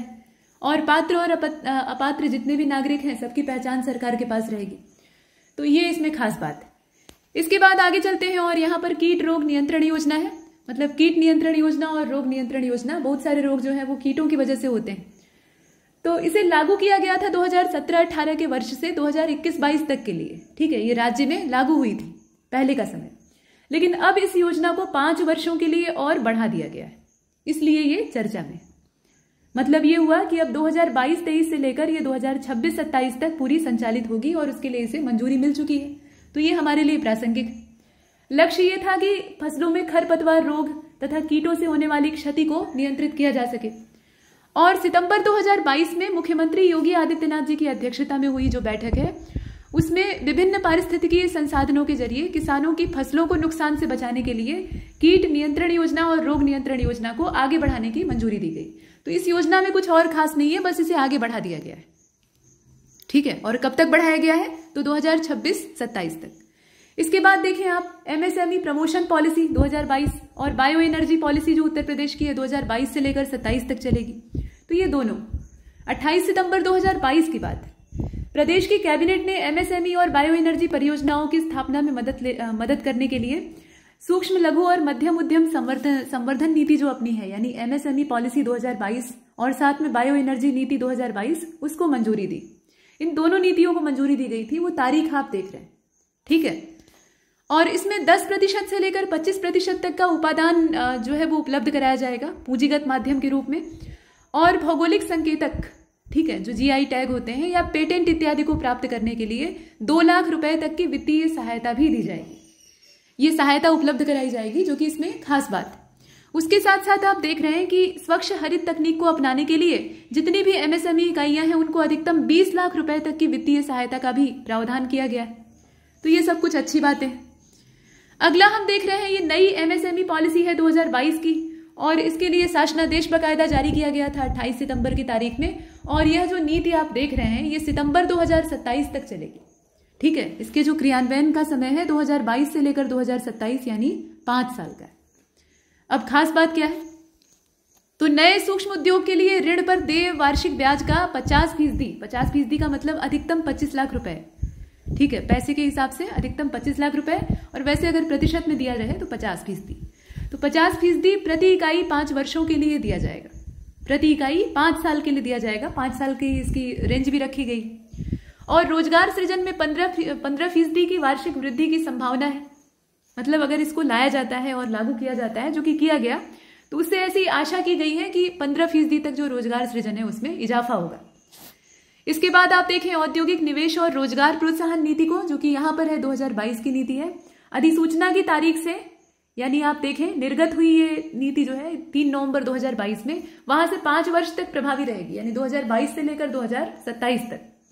और इसमें राज्य को वही $US के हिसाब से 1 ट्रिलियन की अर्थव्यवस्था बनाने का लक्ष्य, और उसमें मदद करने के लिए प्रदेश सरकार के द्वारा औद्योगिक निवेश और रोजगार को प्रोत्साहन देने के उद्देश्य से इस नीति को लाया गया। तो कुल मिलाकर वो 1 ट्रिलियन इकोनॉमी का लक्ष्य रखा गया है, तो वहां तक पहुंचना है और उसके लिए इस योजना को लाया गया। 5 साल तक चलेगी, और इसकी अधिसूचना की जो तारीख है उसको आप देख रहे हैं। इसके बाद देखें आगे, महिला सामर्थ्य योजना है। यूपी महिला सामर्थ्य योजना 22 फरवरी 2021 को लॉन्च की गई थी, और इसके अंतर्गत महिला दुग्ध उत्पादकों की सहायता समूहों की आय, दुग्ध उत्पादकों का सहायता समूह जो है उसकी आय में वृद्धि होगी। ये देख रहे हैं, महिला दुग्ध उत्पादकों के सहायता समूहों की आय में वृद्धि होगी। और इस योजना के तहत आप देखें रायबरेली, गोरखपुर, बरेली, प्रयागराज और लखनऊ में 5 मिल्क प्रोड्यूसर कंपनीज की स्थापना की जाएगी। मतलब उसका लक्ष्य रखा गया। तो ये कुछ खास बातें। इसी क्रम में आप देख रहे हैं यूपी ग्लोबल सिटी अभियान को, और अभियान की शुरुआत शहरी विकास मंत्री अरविंद कुमार शर्मा जी ने 7 जनवरी 2023 को की थी। और प्रदेश सरकार ने राज्य के शहरी निकायों को वैश्विक मानकों के हिसाब से बनाने के लिए राज्यव्यापी 100 दिवसीय यूपी ग्लोबल सिटी अभियान को लॉन्च किया। ये 100 दिन तक चलने वाला अभियान, और राज्य के सभी 762 शहरी निकायों में इसको शुरू किया गया। उद्देश्य ये था कि राज्य में शहरी क्षेत्रों को वैश्विक मानकों के हिसाब से विकसित किया जाए। वैश्विक मानक, ठीक है। और इसमें शहरी सुविधाओं में कौन कौन सी चीजें, तो जितनी भी सुविधाएं हैं, जितनी भी आधारभूत सुविधाएं हैं, उनमें पहली चीज सुधार लाना। उसके अलावा वायु की गुणवत्ता को बेहतर करना, जो कि शहरों की एक बड़ी समस्या है। उसके साथ साथ स्वच्छता और सौंदर्यीकरण पर ध्यान देना, और कचरा निपटान, जो कि कचरों के पहाड़ आसपास शहरों के खड़े होते जा रहे हैं, तो उनसे निपटना, इस सब पे ध्यान केंद्रित करने की आवश्यकता है। स्वच्छ वायु की व्यवस्था, उसके साथ साथ जो कचरा प्रबंधन है उसको किया जाए। जैसे दिल्ली अब एकदम साफ सुथरा हम दिल्ली शहर को कर भी दें, तो आसपास कचरे के पहाड़ खड़े होते जा रहे हैं। दिल्ली के बाहर वाले जितने इलाके हैं, आप देखेंगे दूर से लगेगा कि कोई पहाड़ बन गया है नया, लेकिन असल में वो कचरे का ढेर। तो इस तरह के जो कचरे का भयंकर जमावड़ा इकट्ठा होता जा रहा है, उसका निपटान करना, ये भी इसमें उद्देश्य में शामिल किया गया है। और इस वैश्विक आयोजन में सरकार ब्रांड यूपी पेश करेगी, तो ब्रांड यूपी को लॉन्च किया जाएगा, ये आपने देखा। उसके बाद आप देखें मुख्यमंत्री बुनकर सौर ऊर्जा योजना को 25 नवंबर 2022 को आप देखेंगे मुख्यमंत्री जी की जो मंत्रिमंडल है उसके द्वारा इसको संचालित किए जाने संबंधी जो प्रस्ताव है उनको परमिशन मिलती है, और ये 5 साल के लिए क्रियान्वित होगी। कार्यान्वयन का जो समय सीमा या अवधि दी हुई है वो है 5 वर्ष की, और इसमें सरकार सामान्यतः जो पावरलूम बुनकर है उनको सोलर प्लांट की कुल लागत का 50% शासकीय अनुदान देगी। वे सोलर प्लांट लगा सकते हैं और वहां से अपनी ऊर्जा की आवश्यकताओं को पूरा कर सकते हैं, और उसमें अनुदान सरकारी कितना रहेगा, 50%, 50% उन्हें सहायता मिलेगी।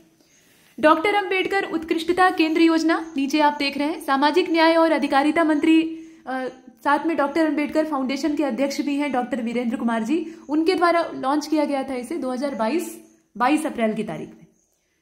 ठीक है। और ये वाराणसी काशी हिंदू विश्वविद्यालय का, जो वाराणसी में डॉक्टर अंबेडकर उत्कृष्टता केंद्र योजना का ये क्षेत्र है, मतलब यहाँ आप देखें, इसको जो सामाजिक न्याय और अधिकारिता मंत्री है उनके द्वारा लॉन्च किया गया था और इसे बीएचयू में इसका शुभारंभ किया गया, डॉक्टर अंबेडकर उत्कृष्टता केंद्र योजना का, जिसे कि DSCE कहा जाता है शॉर्टकट में।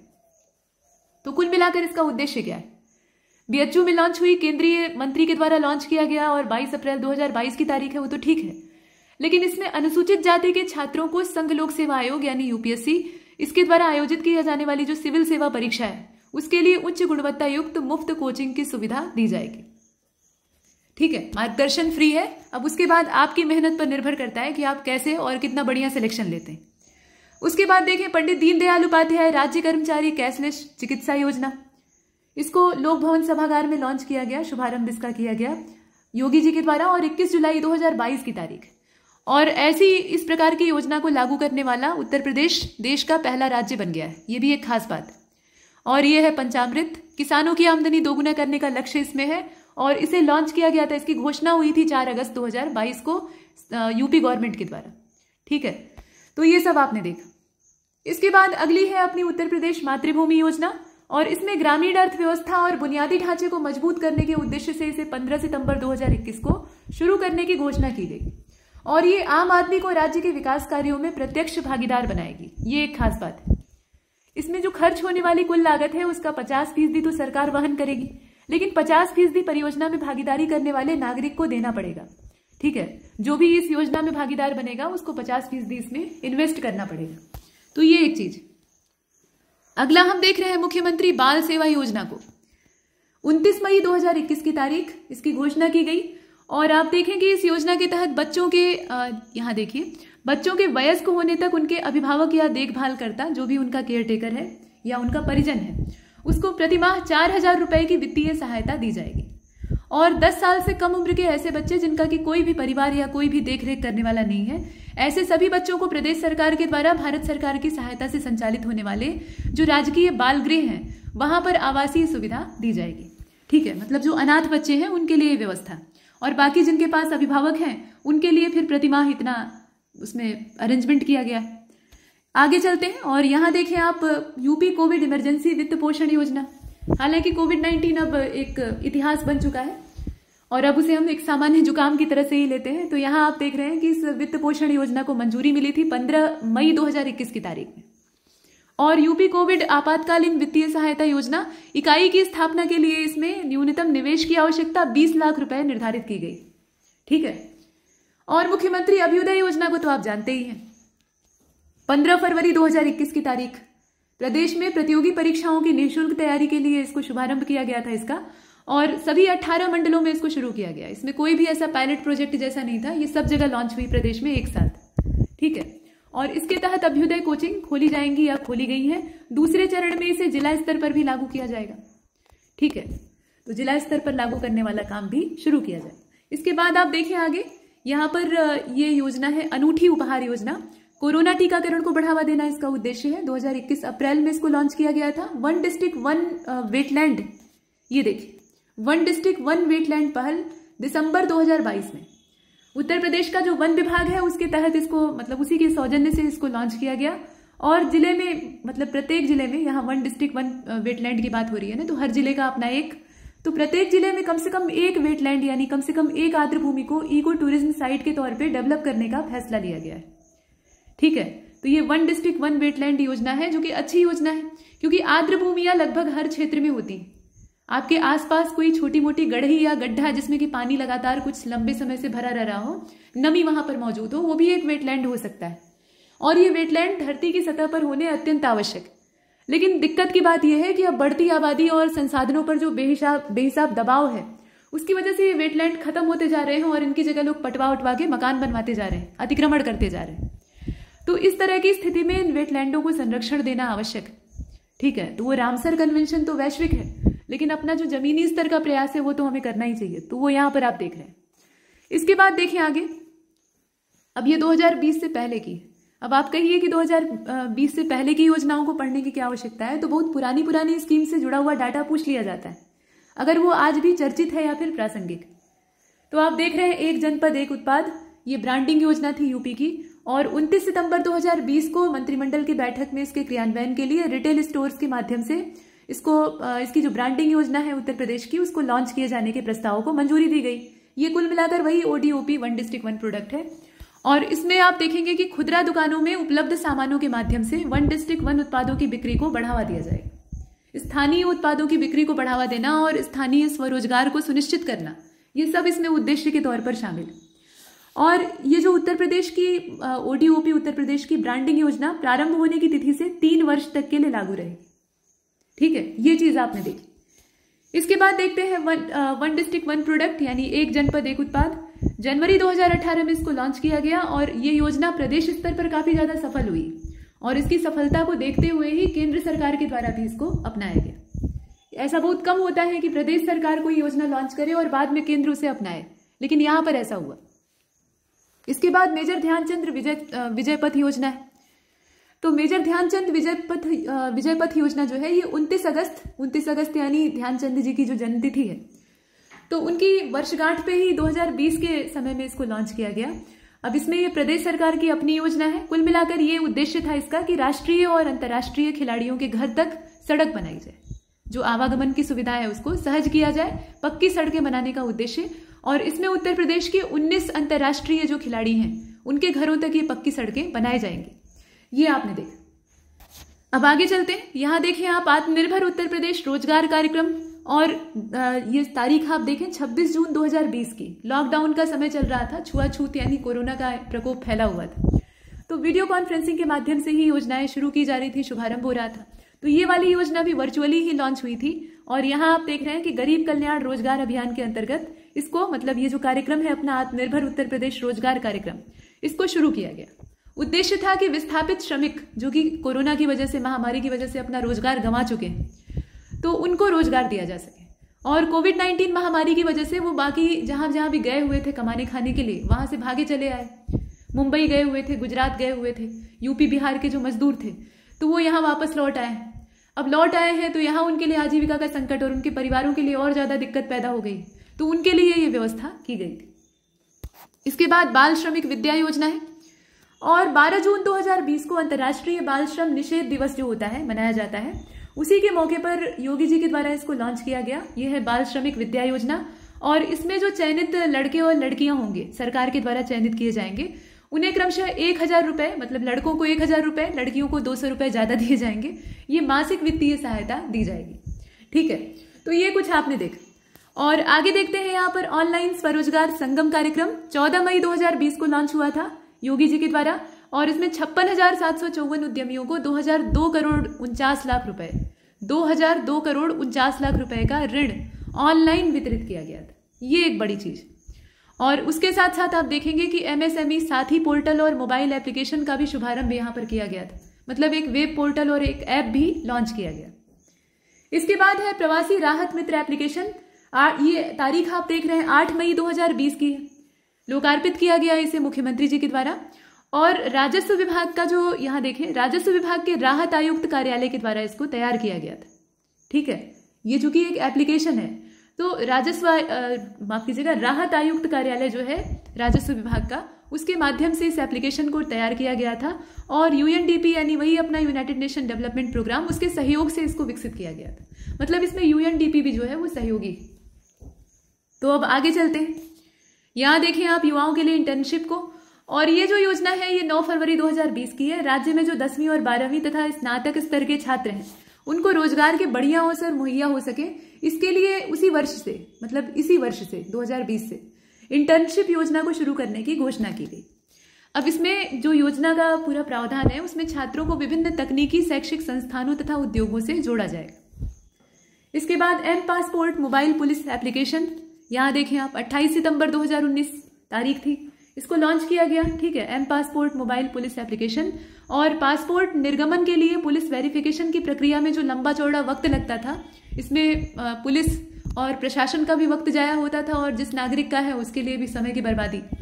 तो उस समय में कमी आएगी, मतलब ये प्रक्रिया जल्दी हो जाएगी और पासपोर्ट कम समय में ही जारी किए जा सकेंगे। तो इससे बेहतर कुछ नहीं हो सकता, बशर्ते कि सुरक्षा मानदंड कड़े रहें। उसके बाद देखें निराश्रित बेसहारा गोवंश सहभागिता योजना। ठीक है। अब इसे मंजूरी मिली थी 6 अगस्त 2019 को, और इसमें जो इच्छुक कृषक, पशुपालक या अन्य व्यक्ति हैं, उनको जितने भी निराश्रित छुट्टा पशु हैं, छुट्टा मवेशी हैं, जो कि ऐसे सड़कों पर टहलते रहते हैं और लोगों के लिए संकट बन जाते हैं, खुद उनके भी जान पर संकट मंडराता रहता है, तमाम तरह की दिक्कतें झेलते हैं, कचरे खाते हैं, तो उनको सुपुर्द किया जाएगा पालने के लिए जो इच्छुक है उसको। ठीक है, ये एक चीज। उसके बाद गोवंशीय पशुओं में वर्गीकृत वीर्य के उपयोग की योजना, मतलब ये सेक्सेड सीमेन की जो उपयोग की योजना है। अब इसमें आप देखेंगे इसको मंजूरी दी गई थी 3 दिसंबर 2018 को। अब इसमें जो प्रजनन योग्य स्वदेशी नस्ल है, उसके गोवंशीय पशुओं का जो वीर्य है, सीमन है, उसके प्रयोग द्वारा इसको संचालित किया जाएगा। तो ये एक चीज है। नस्ल सुधार इसमें भी एक बड़ी वजह है। ठीक है, ये एक चीज आपने देखी। उसके बाद आगे बढ़ते हैं और यहाँ पर आप देख रहे हैं डायल FIR योजना। पहले जो सीमन कलेक्शन वाला प्रोग्राम था वो पहले ऐसे नहीं चलता था, मतलब इस तरह की उन्नत सुविधाएं गांव गिराव के स्तर पर मौजूद नहीं थी। तो होता क्या था कि प्रत्येक ग्राम स्तर पर या कम से कम एक ब्लॉक स्तर पर कुछ भैंसे और कुछ सांड जो है वो गांव के मुखियाओं को दिए जाते थे पालने के लिए, और उनका जो पीछे का पुट्ठा होता था, पैर होता था, उस पे ऐसे नंबर जड़े हुए होते थे। ठीक है, ऐसे 50 नंबर, 40 नंबर, वो उस भैंसे या उस सांड का नंबर होता था, और उसी नंबर से उसकी पहचान होती थी कि अच्छा ये सरकारी मवेशी। और ये नस्ल सुधारने के लिए जो मुखिया जी हैं या सरपंच हैं उनको दिया गया है। और मजे की बात ये होती थी कि वो जाकर छुट्टा किसी भी किसान के खेत में कुछ भी खा लेता था और उसको कोई कुछ बोलता नहीं था, क्योंकि सबसे उसका काम रहता था। ठीक है, तो ये एक चीज है। अब नई व्यवस्था आ गई।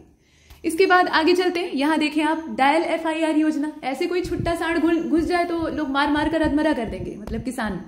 लेकिन उसके लिए फिर ऐसा नहीं होता था, कोई भी उसे मारने में हिचकिचाता था।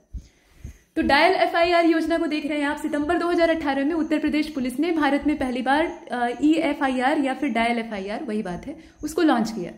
अब इसमें क्या हुआ, ऑनलाइन रिपोर्ट और FIR दर्ज करने में मदद करना इसका पर्पज है। नाम से क्लियर है, EFIR नाम यहाँ दिखाई दिया तो समझ में आ ही जाएगा कि ऑनलाइन FIR दर्ज करने का पर्पज। इसके बाद आप देखें मुख्यमंत्री आवास योजना ग्रामीण क्षेत्रीय है। फरवरी 2018 की बात है, इस योजना को शुरू किया गया था। उद्देश्य है कि जो गरीब और बेघर लोग हैं उनको आवास मिल सके। आगे देखें सबला योजना। 22 फरवरी 2011 को यह योजना शुरू हुई थी, काफी पुरानी। 22 जिलों में पायलट प्रोजेक्ट के तौर पे 11 से 18 वर्ष की जो किशोरियां हैं स्कूल नहीं जा सकती हैं, उनके लिए लॉन्च किया गया था। ठीक है, और न सिर्फ स्कूल भेजना उद्देश्य था, बल्कि स्वास्थ्य और कौशल संबंधी सुधार लाना भी पर्पज था। शिक्षा तो है ही। इसके अलावा जनेश्वर मिश्र ग्राम योजना, शुरुआत 13 अगस्त 2012 को होती है। लक्ष्मीबाई पेंशन योजना 9 जुलाई 2012। ठीक है, गरीबी रेखा और BPL श्रेणी वाले जो लोग हैं उनके लिए। डॉक्टर राम मनोहर लोहिया समग्र विकास योजना, यहां देख रहे हैं आप, शुरुआत इसकी हुई थी 17 मई 2012 को। लोहिया ग्रामीण आवास योजना, शुरुआत इसकी 24 मार्च 2013 को। समाजवादी एम्बुलेंस योजना, शुरुआत कब हुई थी, 14 सितंबर 2012 को। नया सवेरा विकास योजना 18 अगस्त 2012, और इसमें ब्याज रहित ऋण प्रदान करने का उद्देश्य था। इसका नाम पंडित दीनदयाल उपाध्याय नगर विकास योजना आप कर दिया गया है, नाम परिवर्तित हो गया है, ये आप देखें। शिक्षा मित्र वाला तो काफी पुराना है, 2000-2001 वाला है। उसके अलावा पंचायत मित्र, ये भी ठीक ठाक पुरानी स्कीम है, 2 फरवरी 2006 की। कस्तूरबा गांधी बालिका विद्यालय योजना 2004 अगस्त। ठीक है, समय याद रखिएगा इन सबका। बालिका श्री योजना, अनुसूचित जाति और जनजाति की बालिकाओं को बीमा कवर देना, उसके लिए शुरू किया गया था 2006-07 में। समाजवादी पेंशन योजना 5 नवंबर 2014। स्वयं सिद्ध योजना महिलाओं के लिए 2002-2003 में शुरू हुई थी। महामाया गरीब बालिका आशीर्वाद योजना, इसका उद्देश्य था जो BPL परिवार है उसमें वयस्क विवाहों को प्रोत्साहित करना, कम उम्र में लोग लड़कियों का विवाह न करें, और कन्या भ्रूण हत्या को रोकना, ये दोनों इसका पर्पज था। और 4 फरवरी 2009 को इसको लॉन्च किया गया था। अगली योजना है अपनी राष्ट्रीय स्वास्थ्य बीमा योजना, 30,000 रुपए की वार्षिक चिकित्सा मदद। ठीक है, शुरुआत इसकी 1 अप्रैल 2008 को हुई थी।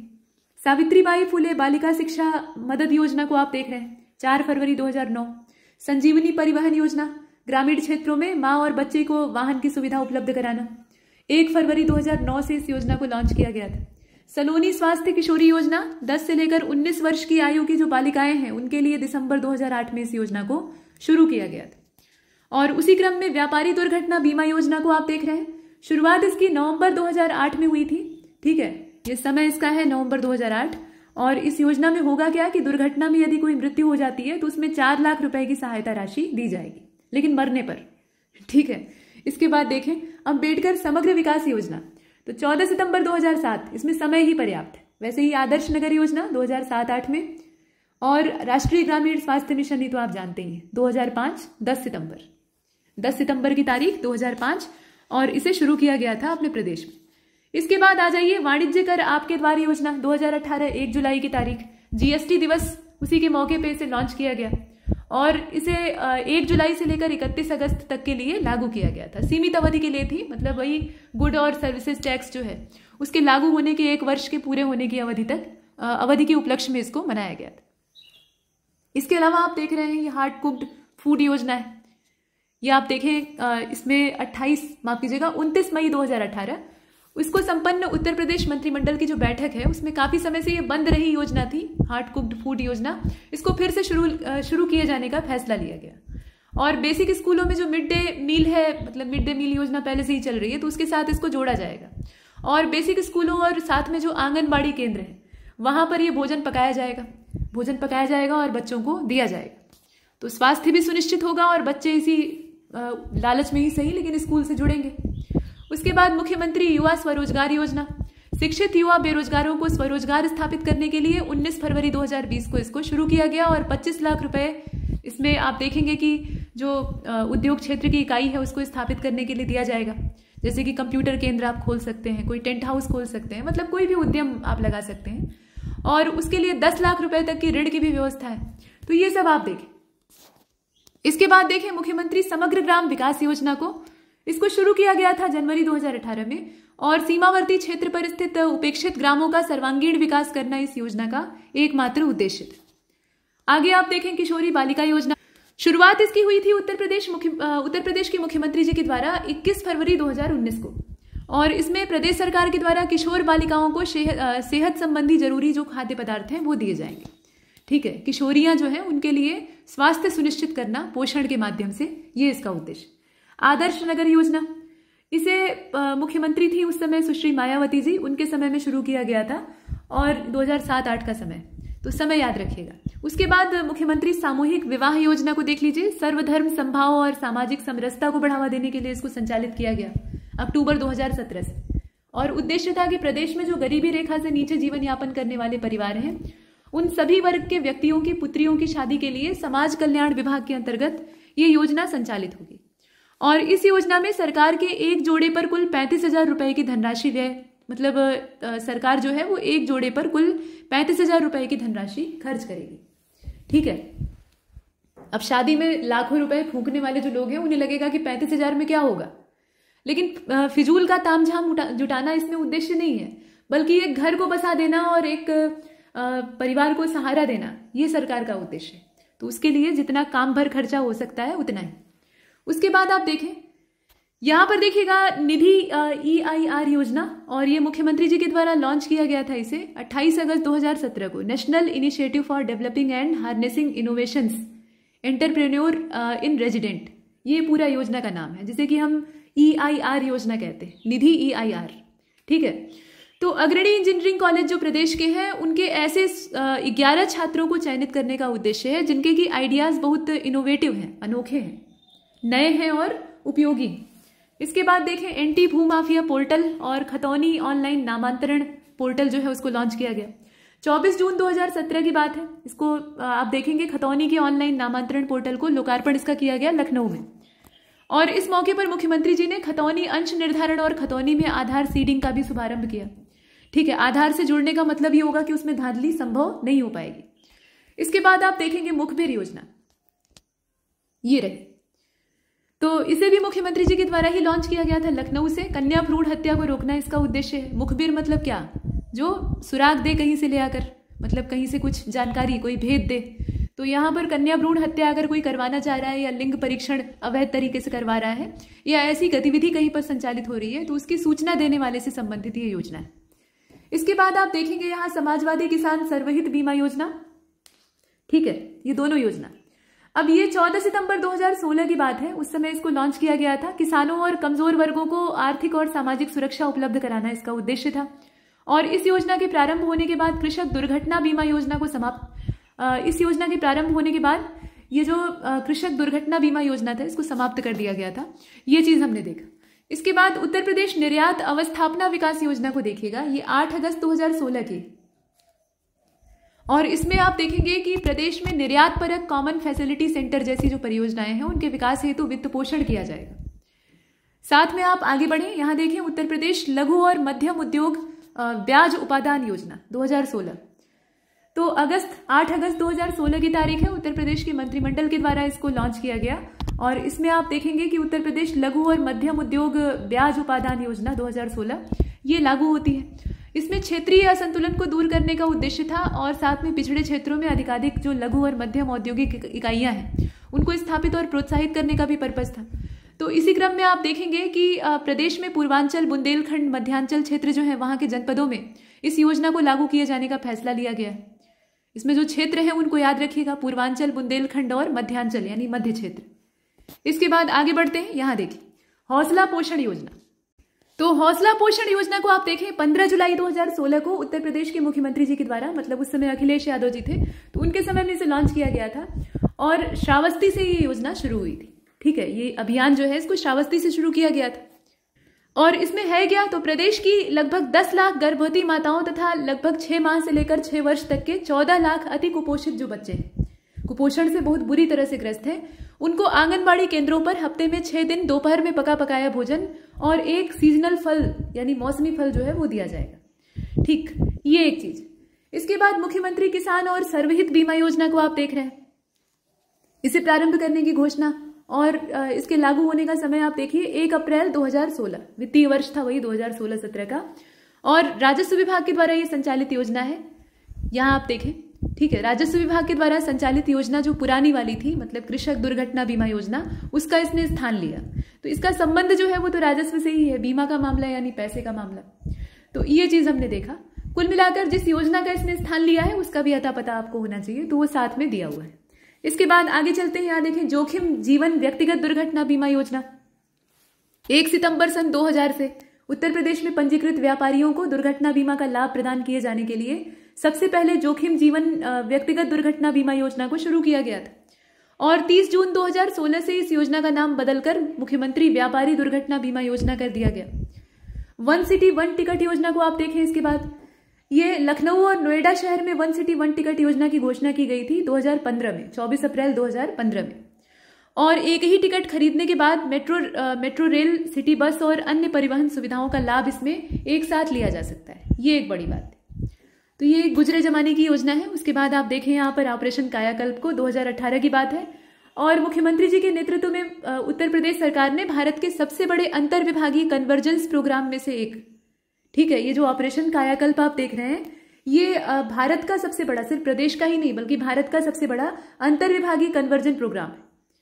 तो इसके अंतर्गत केंद्र और राज्य सरकार के द्वारा विभिन्न मदों, अब विभिन्न मद कौन कौन से हो सकते हैं, जैसे कि समग्र शिक्षा अभियान है, ग्राम पंचायत निधि है, या फिर जिला खनिज निधि है, नगरीय क्षेत्र की विभिन्न निधियां हैं, जल जीवन मिशन है, मनरेगा है, इत्यादि में विशेष रूप से धनराशि उपलब्ध कराए जाने की व्यवस्था है। और इसमें अंतर विभागीय समन्वय स्थापित करके, मतलब सभी विभागों का आपस में समन्वय रहे, तो वो समन्वय स्थापित करके प्राथमिक और उच्च प्राथमिक विद्यालयों की मूलभूत अवस्थापनात्मक जो सुविधाएं हैं उनको कायाकल्पित किया जाए, मतलब उनको बेहतर से बेहतर बनाया जाए, ये इसका उद्देश्य है। तो ये एक बहुत महत्वाकांक्षी प्रोजेक्ट है। इसके बाद देखें आप यहाँ गोवध निवारण संशोधन अध्यादेश, और ये 2020 का है। इसके प्रारूप को स्वीकृति मिली थी 9 जून 2020 को। अब इसमें पीछे का इतिहास दिया हुआ है। तो गोवध निवारण अधिनियम अपना 1955 वाला उत्तर प्रदेश में 6 जनवरी 1956 को लागू हुआ था और 1956 में इसकी नियमावली बनती है। 1958, 61, 79 और 2002 में इस समय दिया हुआ है। उस समय इसमें संशोधन भी होता है। नियमावली में आप देखेंगे कि संशोधन हुआ था, देखिए अधिनियम में जो संशोधन का समय है ना वो दिया हुआ है। अधिनियम में कब कब संशोधन हुआ, 58 में हुआ, 61 में हुआ, 79 में हुआ और 2002 में हुआ। और जो उसकी नियमावली थी उसमें 64 और 79 में एक बार संशोधन हुआ है, लेकिन अधिनियम में कुछ न कुछ विसंगतियां बनी रही, तो इसीलिए अब यहाँ पर यह संशोधन किया गया और यह अध्यादेश आया, तो इसको आपने देखा। इसके बाद Uttar Pradesh startup policy 2020, cabinet के द्वारा इसको मंजूरी दी गई 8 जुलाई 2020 को। उद्देश्य इसका था छात्रों को उनकी शिक्षा के प्रारंभिक वर्षों के दौरान उद्यमिता का हुनर सीखने के लिए विद्यालय स्तर पर ही प्रोत्साहित किया जाए, मतलब उस तरह का माहौल बना के दिया जाए। और इस नीति का उद्देश्य अगले 5 वर्षों में राज्य भर में 10,000 से भी ज्यादा स्टार्टअप्स जो है उनकी स्थापना, ठीक है, स्थापना और उनके लिए परिस्थितियों का निर्माण करना, दोनों ही है। तो ये एक चीज। और नई स्टार्टअप नीति अधिसूचना की तारीख से 5 साल तक के लिए लागू रहेगी। ये तो स्टार्टअप पॉलिसी को ही आप देख रहे हैं ना, तो इसमें आप देखेंगे कि ये 5 साल यानी 2020, यहां आप देख रहे हैं ना मंजूरी का समय इसका कौन सा है, 8 जुलाई 2020 का है। तो 2020 से लेकर ये 2025 तक के लिए लागू रहेगी। और युवाओं के बीच में नवाचार और उद्यमिता की भावना को बढ़ावा देने के लिए उत्तर प्रदेश ने अपनी पहली स्टार्टअप नीति जो है उसकी घोषणा की थी, और ये 2016 की थी। उसके बाद संशोधन इसमें हुआ था 2017 में, अब ये नई वाली है। और इससे पहले वाली जो स्थिति थी उसमें ये बताया जा रहा है कि 20 मई 2020 को प्रदेश सरकार में, मतलब मुख्यमंत्री जी के द्वारा, जो उत्तर प्रदेश स्टार्टअप फंड है उसको लॉन्च किया गया था।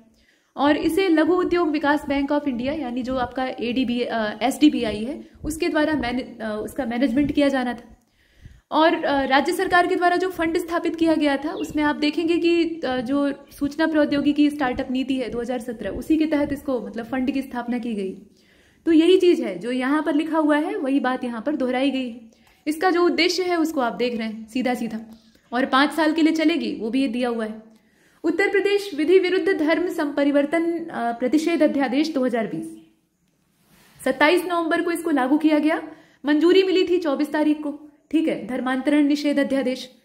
उसके बाद इलेक्ट्रॉनिक्स विनिर्माण नीति है, इसकी घोषणा 18 अगस्त को हुई थी। और उत्तर प्रदेश इलेक्ट्रिक वाहन मैन्युफैक्चरिंग नीति 2019 को 6 अगस्त 2019 को स्वीकृति मिलती है, और अपनी अधिसूचना की तारीख से ये 5 साल के लिए वैध होगी, यानी 2025 तक।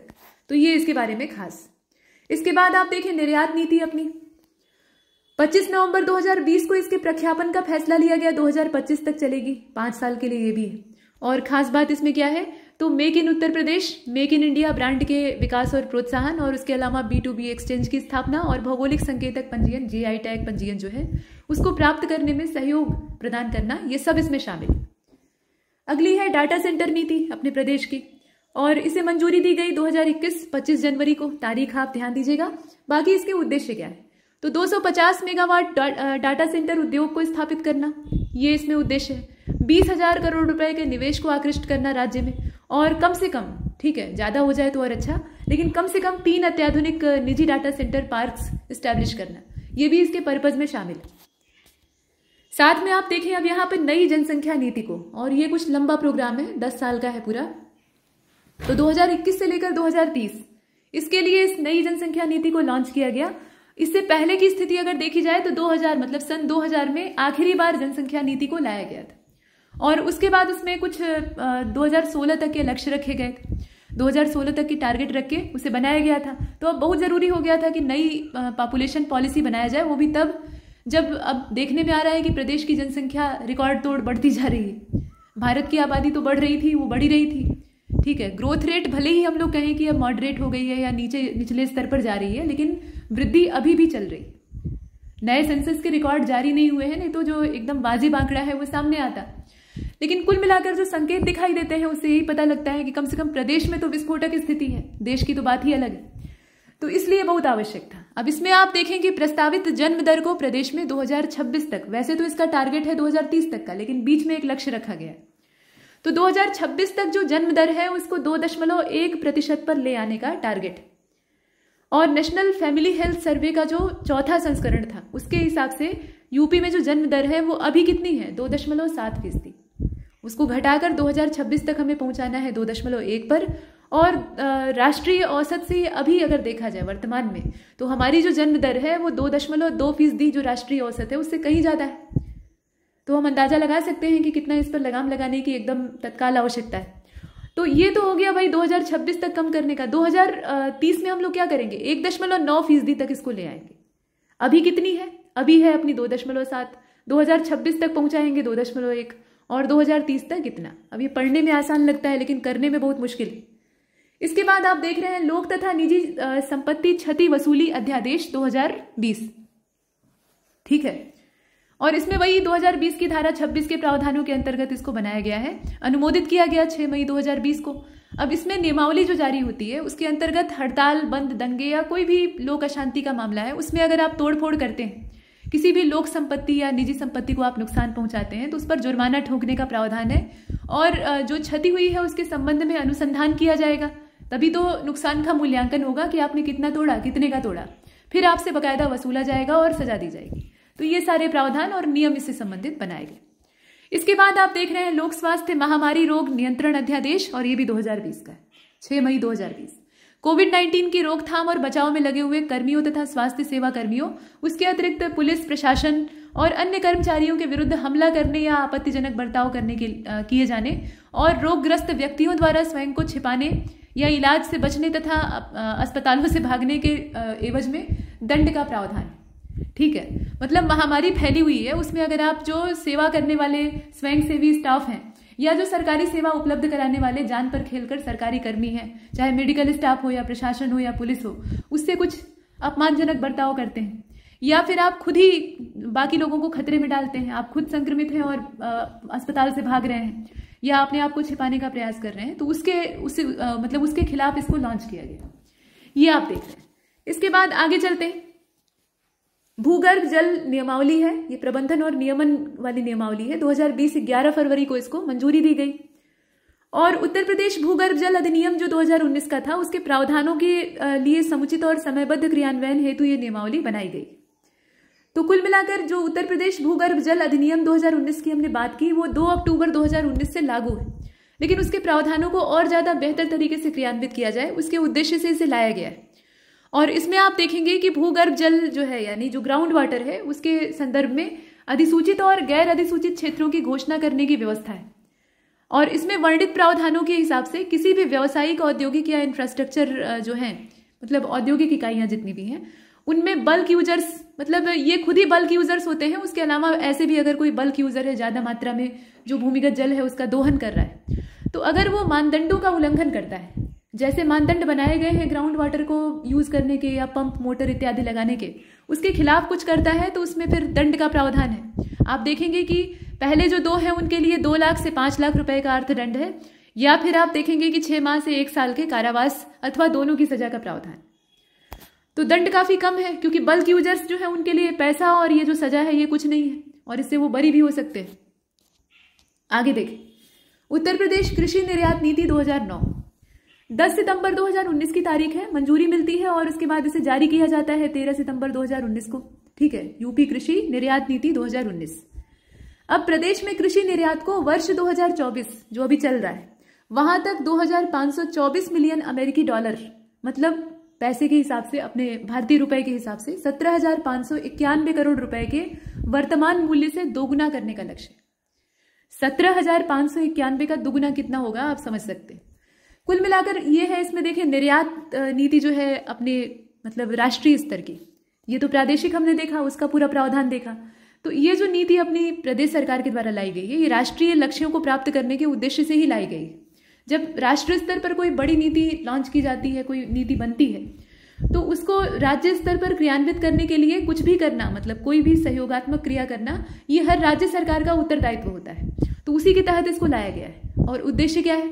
तो उद्देश्य है किसानों की आय में इजाफा करना, कृषि क्षेत्र में निर्यात को बढ़ावा देना और अंतर्राष्ट्रीय बाजार का आकलन करके उसके प्रबंधन से संबंधित बाधाओं को दूर करने हेतु संस्थागत प्रणाली, मतलब कार्य प्रणाली बनाना, ये भी इसी के उद्देश्य में शामिल। इसी क्रम में आप आगे चले, यहां देखें उत्तर प्रदेश की नई पर्यटन नीति, ये भी 2022 की ही है और इसे आप देखें 16 नवंबर 2022 को इसको मंजूरी दी गई कैबिनेट के द्वारा। अब इसमें होटल इंडस्ट्री के लिए निवेश आधारित सब्सिडी की व्यवस्था की गई है और 10 करोड़ रुपए तक के निवेश पर 2 करोड़ रुपए और 500 करोड़ रुपए से अधिक के निवेश पर 40 करोड़ रुपए तक की सब्सिडी दी जाएगी। सब्सिडी की राशि आपको पता होनी चाहिए। पर्यटन नीति 19 फरवरी 2018 घोषणा की गई इसकी। अब इसमें उद्देश्य क्या है? उद्देश्य यह है कि 2023 तक भारत को सबसे इच्छित गंतव्य के तौर पर डेवलप किया जाए। उसके अलावा आप देखें मतलब भारत का सबसे इच्छित गंतव्य किसको विकसित किया जाए? प्रदेश को, क्योंकि ये प्रदेश सरकार की नीति है ना, ये कहने का मतलब। और सालाना 500 करोड़ रुपए तक के निवेश को आकर्षित किया जाए। साथ में प्रतिवर्ष 5 लाख व्यक्तियों को रोजगार उपलब्ध कराने का भी लक्ष्य इसमें रखा गया है। ठीक है, टूरिज्म का अगर विकास होता है, पर्यटन उद्योग अगर विकसित होता है, तो उससे बहुत सारे लोगों की रोजी रोटी जुड़ती है। बहुत से राज्य अपने यहाँ ऐसे हैं जो कि टूरिज्म की ही बदौलत अच्छी खासी इनकम करते हैं, तो उत्तर प्रदेश को भी उसमें शुमार किया जाए, ये पर्पज। इसके बाद अब आगे चलते हैं और यहाँ पर कुछ और लक्ष्य हैं। आप देख रहे हैं कि संपूर्ण राज्य में जन सेवाओं के स्तर को बढ़ाने का पर्पज, रोजगार उपलब्ध करने के साथ साथ जन सेवाएं अगर बढ़ती हैं प्रदेश में, लोगों को सुविधा होती है, तरह तरह की सुविधाएं जो आधारभूत चाहिए होती हैं वो उपलब्ध होती हैं, तो ज़्यादा लोग यहाँ आना पसंद करेंगे। ठीक है, पता लगा कोई टूरिस्ट प्लेस है और वहाँ जो बुनियादी सुविधाएं हैं वही नहीं, तो फिर कौन जाएगा? जाना चाहेगा कोई नहीं ना। तो वो सारी जो सुविधाजनक सहूलियतें हैं वो उपलब्ध रहें, ये भी साथ में ध्यान रखा गया है। तो ये सब आप देख रहे हैं। इसके बाद उत्तर प्रदेश खाद्य प्रसंस्करण उद्योग नीति, ये 24 अक्टूबर 2017 को लॉन्च की गई थी, 5 वर्षों के लिए, यानी 2022 तक के लिए। कुल मिलाकर अधिसूचित होने की तारीख से 5 साल हो गया। और उद्देश्य क्या था, खास बात तो देखें, खाद्य प्रसंस्करण उद्योग के लिए अनुकूल वातावरण उपलब्ध कराना और अवस्थापना सुविधाओं का विकास करना, फूड प्रोसेसिंग जोन को चिन्हित करना, food processing park, mega food park, cold chain सुविधा का विकास करना, पूंजी निवेश को प्रोत्साहित करना और रोजगार का सृजन करना, ये सब इसमें शामिल। अगली है अपनी खाद्य प्रसंस्करण उद्योग नीति, और 2023 की ये जो पॉलिसी है 2 फरवरी को इसको प्रख्यापित किया गया और 5 साल तक चलेगी, यानी 2028 तक। कुल मिलाकर ये कि 2017 वाली जो उद्योग नीति थी उसके अंतर्गत प्राप्त हुए आवेदनों को खाद्य प्रसंस्करण उद्योग नीति 2017 के प्रावधानों के अंतर्गत व्यवहृत किया जाएगा। तो इसमें जो 2023 की उद्योग नीति है ये अगले 5 साल तक चलेगी, इसकी जो रेंज है वो आपको पता होनी चाहिए। इसके बाद अगली है अपनी खनिज नीति। ये देखें, खनिज नीति तो पहली जो अपने यहाँ प्रदेश की खनिज नीति है उसको जारी किया गया था 22 दिसंबर 1998 में। ठीक है, और इस नीति में खनिज विकास को उद्योग का दर्जा दिया गया था। प्रदेश के 10 जिलों को खनिज बाहुल्य वाला घोषित किया गया था। ईमानदारी की बात यह है कि उत्तर प्रदेश के पास उपजाऊ जमीन तो है, खेतीहर किसान मतलब खेती करने लायक जमीन है सघन कृषि के लिए, आबादी का दबाव तो है ही है, तो खेतीहर जमीनें बढ़िया हैं, लेकिन जो खनिज संसाधन है वो हमारे पास बहुत मामूली है। ठीक है, खनिज संपदा के मामले में ये जो गंगा यमुना के मैदान है, उपजाऊ मैदान है, ये उतने धनी नहीं है, या ये कहा जाए कि कंगाल है। तो जो कुछ भी पाया जाता है वो 10 जिलों को उसमें खनिज बाहुल्य वाला, और ज्यादातर दक्षिणी जिले हैं जो कि पठारी क्षेत्र से जुड़े हुए हैं। तो इसमें आप देखेंगे कि भूतत्व खनिकर्म निदेशालय के द्वारा खोजे गए खनिज भंडारों को विकसित करके उन पर आधारित उद्योग लगाने के उद्देश्य से 1974 में उत्तर प्रदेश का जो राज्य खनिज विकास निगम है उसको स्थापित किया गया था।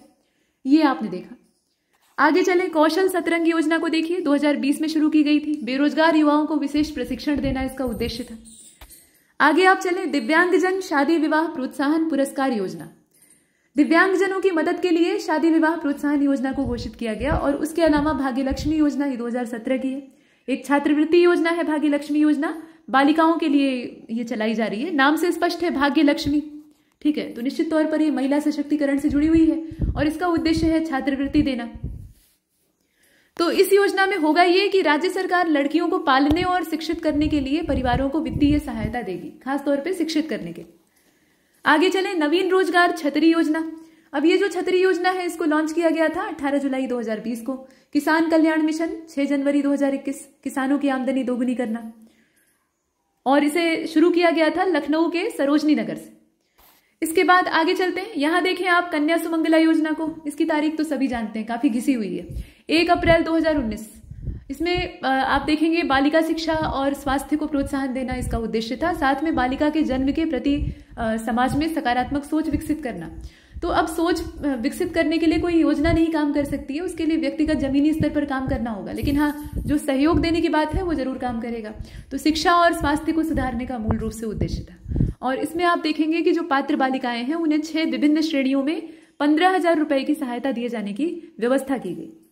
इसके बाद कौशल सतरंग युवा हब और अप्रेंटिसशिप योजना जो है उसको देख लीजिए, ये 13 मार्च 2020 की है, और युवाओं के लिए कौशल विकास और रोजगार का सृजन करना इसका उद्देश्य है। उसके लिए 3 महत्वाकांक्षी योजनाओं को शुरू किया गया था। आगे आप मिनी ग्रीन ट्यूबवेल योजना को देख रहे हैं। ट्यूबवेल से सिंचाई के मामले में हम टॉप पर रहते हैं। अब यहाँ जो ये ग्रीन ट्यूबवेल है ये आप देखेंगे, इसके लिए स्वीकृति दी गई है, और ये 14 अक्टूबर 2020 की तारीख है। जो लघु सिंचाई कार्यक्रम था उसी के अंतर्गत इस योजना को स्वीकृति मिली हुई। विरासत अभियान, ये प्रदेश सरकार के द्वारा 15 दिसंबर 2020 को लॉन्च किया गया था, और राज्य के ग्रामीण क्षेत्रों में संपत्ति और भूमि उत्तराधिकार संबंधी जो विवाद होते हैं, झंझट होती है, उसको समाप्त करने के लिए ये पहला विरासत यानी प्राकृतिक उत्तराधिकार अभियान को शुरू किया गया था। 2 महीने का अभियान चलाया गया था, 15 फरवरी 2021 तक इसको पूरा विधिवत चलाया गया था। इसको आपने देखा। इसके बाद दिव्यांगजन पेंशन योजना है, 2016 में ये शुरू की गई थी। ठीक है, और विकलांग व्यक्ति या दिव्यांग व्यक्ति जो है उनको पेंशन के रूप में वित्तीय सहायता दी जाएगी। 14 सितंबर 2016 की तारीख है मुख्यमंत्री किसान और सर्वहित बीमा योजना की। साथ में स्वामी विवेकानंद युवा सशक्तिकरण योजना को आप यहां पर देख रहे हैं। उत्तर प्रदेश सरकार की छात्रों के लिए एक महत्वपूर्ण योजना है और 25 दिसंबर 2021 को लखनऊ का जो एकना स्टेडियम है वहां पर इस योजना को लॉन्च किया गया था। डेवलपमेंट सिस्टम कारपोरेशन लिमिटेड इस योजना की नोडल एजेंसी है और इसमें विभिन्न पाठ्यक्रमों के छात्र छात्राओं को टैबलेट और स्मार्टफोन दिए जाएंगे। ये एक बात। आगे आप चलें, विश्वकर्मा श्रम सम्मान योजना प्रदेश सरकार के द्वारा 26 दिसंबर 2018 को इसको शुरू किया गया था। उद्देश्य था प्रदेश के शहरी और ग्रामीण क्षेत्र के पारंपरिक कारीगर जैसे कि बढ़ई है, दर्जी है, टोकरी बुनकर है, नाई, सुनार, लोहार, कुम्हार, हलवाई, मोची, राजमिस्त्री, हस्तशिल्पी, जितने भी हाथ के कारीगर हैं, मेहनत करते हैं लगातार, उनकी आजीविका के साधनों को सुदृढ़ किया जाए और उनके जीवन स्तर को और बेहतर बनाया जाए। उसके लिए इसको लाया गया था विश्वकर्मा श्रम सम्मान योजना को। उसके बाद आगे चलते हैं। अपने यहाँ पौराणिक जो धारावाहिक दिखाए जाते हैं या हम कल्पना करते हैं, उसमें विश्वकर्मा जी को हम इस तरह से लेते हैं कि भाई उन्होंने हाथ घुमाया, उनके हाथ से कोई दिव्य प्रकाश निकला और भवन खड़े हो गए, द्वारका नगरी खड़ी हो गई, या जो उन्होंने बनाना चाहा वो खड़ा हो गया। लेकिन वास्तविकता ऐसी थोड़ी थी। विश्वकर्मा जी के पास सहयोगियों का एक अच्छा खासा जत्था था और वो सारे जो दिव्य सहयोगी थे वो उनके साथ लगकर बड़ी ही मेहनत से काम करते थे और उनकी जो कुशल कारीगरी थी, उनका जो कौशल था, उसके सहारे ऐसे ऐसे खूबसूरत स्थापत्य खड़े होते थे। वास्तविकता तो ये है, ठीक है, मतलब मेहनत लगती है इस काम में, ये कहने का मतलब, ये हाथ घुमाते ही ऐसे कोई काला जादू थोड़े ही है। तो ये मेहनत को सम्मान देने का उद्देश्य है। इसके बाद आगे चलते हैं और तारीख याद रखिए 26 दिसंबर 2018। इसके बाद देखें यहाँ पर एक जनपद एक उत्पाद विपणन प्रोत्साहन योजना, ये उत्तर प्रदेश सरकार की है। इसमें कुछ अच्छी बातें कही गई हैं, जैसे कि सूक्ष्म लघु और मध्यम उद्यम मंत्रालय राज्य का जो है, इसने अपने सार्वजनिक क्षेत्र के उपक्रम यानी राष्ट्रीय लघु उद्योग निगम के साथ मिलकर लघु और सूक्ष्म उद्योगों में विपणन सहायता योजना के तहत विपणन संबंधी सहायता दी। अब जो ओडीओपी है उसी के तहत घोषित उत्पादों की बिक्री के लिए वन डिस्ट्रिक्ट वन प्रोडक्ट, तो उसके तहत जो घोषित उत्पाद है उसकी बिक्री के लिए हस्तशिल्पी, बुनकर, कारीगर, इन सबको बेहतर मार्केटिंग और उचित मूल्य दिलाना इसका मकसद है, ठीक है। और इसी के लिए ये विपणन योजना को शुरू किया गया है। भाई वन डिस्ट्रिक्ट वन प्रोडक्ट आपने लॉन्च तो कर दिया, तो प्रोडक्ट को आप प्रोत्साहन देंगे लेकिन वो बिकेगा ही नहीं ठीक ढंग से, या उसका औने पौने दाम मिलेगा कुछ ऐसे ही सस्ता सा, तो फिर बात ही क्या रह जाएगी, फिर कौन उसको बनाना चाहेगा। क्योंकि इस तरह के जो हस्त निर्मित उत्पाद होते हैं इनको बनाने में मेहनत लगती है। कहीं की जरी जरदोजी है, कहीं का टेराकोटा है, कहीं का कोई जो फूड प्रोसेसिंग वाला मामला है, या कहीं के कुछ मूंज के जो तरह तरह के टोकरियां होती हैं या सजावटी सामान होते हैं, तो ये सारी चीजें बनाने में समय लगता है, मेहनत लगती है। अब उसका जो मेहनत का उचित मेहनताना है वही नहीं मिल रहा है, तो इसके लिए विपणन योजना को लाया गया। और इसमें आप देखेंगे कि प्रदेश में लगने वाले मेला प्रदर्शनियों में भाग लेने वाले पर, माफ कीजिएगा, भाग लेने पर स्टॉल चार्ज का 75%, अधिकतम 50,000 रुपए, माल ढुलाई पर आने वाले खर्च का 75%, अधिकतम 7500 रुपए, और एक व्यक्ति के आने जाने के लिए ट्रेन के थर्ड एसी अथवा एसी बस का किराया देने का प्रावधान। ये एक अच्छी सुविधा है, ठीक है, तो इसको आपने देखा।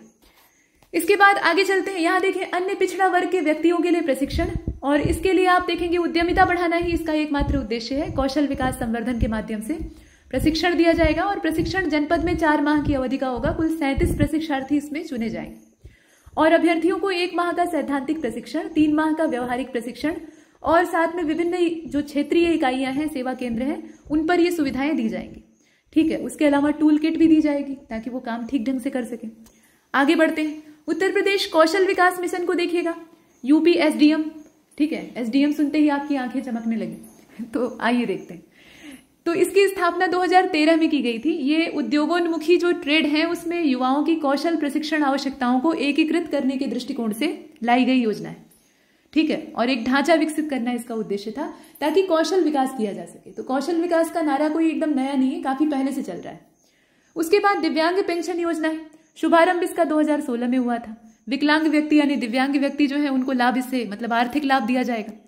वृद्धावस्था किसान पेंशन योजना, 60 वर्ष या उससे अधिक आयु वर्ग के ऐसे समस्त जो वृद्धजन है जिनकी आयु सीमा ग्रामीण क्षेत्र में, माफ कीजिएगा, जिनकी आय सीमा ग्रामीण क्षेत्र में रुपए 46,080 और शहरी क्षेत्र में 56,460 वार्षिक होती है, तो वो पेंशन के लिए पात्र होंगे। मतलब साल भर में इतना ही कमा पाते, ठीक है, ये आप देख रहे हैं। ग्रामीण क्षेत्र में इतना और शहरी क्षेत्र में इतना। शहरी क्षेत्र में तो गुजारा ही नहीं होगा आजकल की जो महंगाई, तो ये मतलब पेंशन के पात्र होंगे। उसके बाद आप देखें कुष्ठावस्था पेंशन योजना को 2016 में शुरू की गई थी।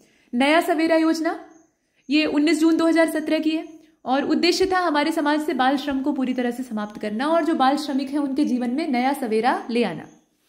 इसके बाद मुख्यमंत्री जन आरोग्य योजना, तो आयुष्मान भारत योजना में जो लाभार्थी नहीं बन सके हैं, मतलब जो उसके लाभार्थी बन चुके हैं वो तो ठीक, लेकिन बहुत सारे लोग वहां से मायूस होकर खाली हाथ लौट आए, तो उसके दायरे में नहीं आने वाले लेकिन गरीबी रेखा से नीचे जीवन यापन करने वाले, ठीक है, मतलब हकदार थे लेकिन उसमें शामिल नहीं हो पाए, तो गरीबी रेखा से नीचे जीवन यापन करने वाले जो लोग हैं उसके मतलब ऐसे लोगों के लिए जन आरोग्य अभियान को लॉन्च किया गया 2019 मार्च में। और इस योजना में हीमोग्लोबिन, इसके अलावा यूरिन की जांच, गर्भ की जांच, यूरिन डिपेस्टिक के द्वारा एल्ब्यूमिन, ठीक है, एल्ब्यूमिन की जांच हो सके और ग्लूकोज की जांच करना, ग्लूकोमीटर, उसके द्वारा ब्लड ग्लूकोज की जांच करना, ये सब चीजें, ठीक है, मतलब ब्लड शुगर लेवल और यूरिन से जो शुगर लेवल जांचा जाता है, उसके अलावा एल्ब्यूमिन का जो स्तर है, मतलब प्रारंभिक जो बीमारी के परीक्षण के लिए जांचें होती, जैसे आप सामान्य शरीर में गड़बड़ी अनुभव कर रहे हैं कहीं से भी, तो जब पैथोलॉजी लैब में जाते हैं तो वहां पर कुछ आपके सैंपल लिए जाते हैं और उसके बाद जो बेसिक जांच की जाती है वो सब इसके दायरे में आएंगे, ये एक खास बात। उसके बाद मुख्यमंत्री समग्र ग्राम विकास योजना को देखिएगा, जनवरी 2018 में शुरू की गई है। उसका लक्ष्य देखिएगा ध्यान से कि सीमावर्ती गांवों के समग्र विकास का उद्देश्य लेकर ये चली है और शहीदों के गांवों को शहीद ग्राम के नाम से इसमें पुकारा जाएगा, ये आप देखें। आगे चलें, सौर ऊर्जा नीति 2022, इसको मंजूरी मिली 16 नवंबर 2022 को, 5 वर्ष तक लागू रहेगी। सौर ऊर्जा को प्रोत्साहन देना नाम से इसका काम क्लियर है। बाकी आप देखें कि क्रियान्वयन के लिए उत्तर प्रदेश में नवीन और नवीकरणीय ऊर्जा विकास एजेंसी जो है, यूपी नेडा जिसे कहा जाता है, वही इसमें नोडल है, ठीक है, वो इसमें नोडल एजेंसी के तौर पे नॉमिनेट हुई। उत्तर प्रदेश राज्य जैव ऊर्जा नीति 2022, घोषणा इसकी सितंबर 2022 में हुई थी और जैव ऊर्जा नीति के अंतर्गत कृषि पशुधन अपशिष्ट चीनी मिलों से प्रेस मड निकाय जो है, ठोस अपशिष्ट हैं, उन सबको इकट्ठा किया जाएगा और इकट्ठा करने के बाद उनका उपयोग करके compressed biogas, plant biocoal, biodiesel, bioethanol, उसके अलावा इस तरह की और भी इकाइयां जो हैं वो इस्टेब्लिश की जाएंगी, मतलब उनके उसमें निवेश को प्रोत्साहित किया जाएगा। तो इससे होगा, मतलब एक पंथ दो काज वाली बात है, जो वेस्ट है उसका भी मैनेजमेंट हो जाएगा। दूसरी बात यह है कि उससे हम एनर्जी जनरेट कर सकते हैं। हालांकि जो बायोडिग्रेडेबल वेस्ट होता है उसको मैनेज करना इतना टेढ़ा काम नहीं है, लेकिन हाँ, उससे ऊर्जा अगर उत्पादित हो सकती है तो इससे ज्यादा बढ़िया क्या हो सकता है। तो ये कुछ हमने देखा। और आगे आप देखें आत्मनिर्भर कृषक समन्वित योजना को, तो किसानों की आमदनी को 2022 तक दोगुना करने के उद्देश्य से विभिन्न योजनाओं को बेहतर बनाने के लिए यहाँ अवस्थापना के विकास का उद्देश्य था और बीच में जो गैप आ रहा था, मतलब एक अंतराल पैदा हो रहा था, उसको पूरा करने के लिए इस योजना को क्रियान्वित किया गया है। तो किसानों को आत्मनिर्भर बनाना, किसानों की आमदनी को दोगुना करने वाला जो एक प्रावधान सरकार ने पीछे किया था, उसी के उद्देश्य से इस योजना का क्रियान्वयन हुआ था 2021-22। दुग्धशाला विकास, दुग्ध उत्पाद प्रोत्साहन नीति, इसको 20 अक्टूबर 2022 को शुरू किया गया था। डॉक्टर रजनीश दुबे दुग्ध विकास विभाग के अपर मुख्य सचिव थे, उनके द्वारा इसकी अधिसूचना जारी की गई। तो अब इसमें खास है इसका उद्देश्य में यह था कि दुग्ध प्रसंस्करण के स्तर को 10 से बढ़ाकर 25% करना, ठीक है, और बाजार के लिए उपलब्ध दूध को 44 से बढ़ाकर 65% करना, ये इसमें लक्ष्य रखा गया था। इसके बाद आप आगे चलें, यहां देखें मुख्यमंत्री मत्स्य संपदा योजना। मत्स्य संपदा योजना को शुरू किया गया और ये 100% राज्य पोषित, मतलब राज्य द्वारा वित्त पोषित एक नवीन योजना है।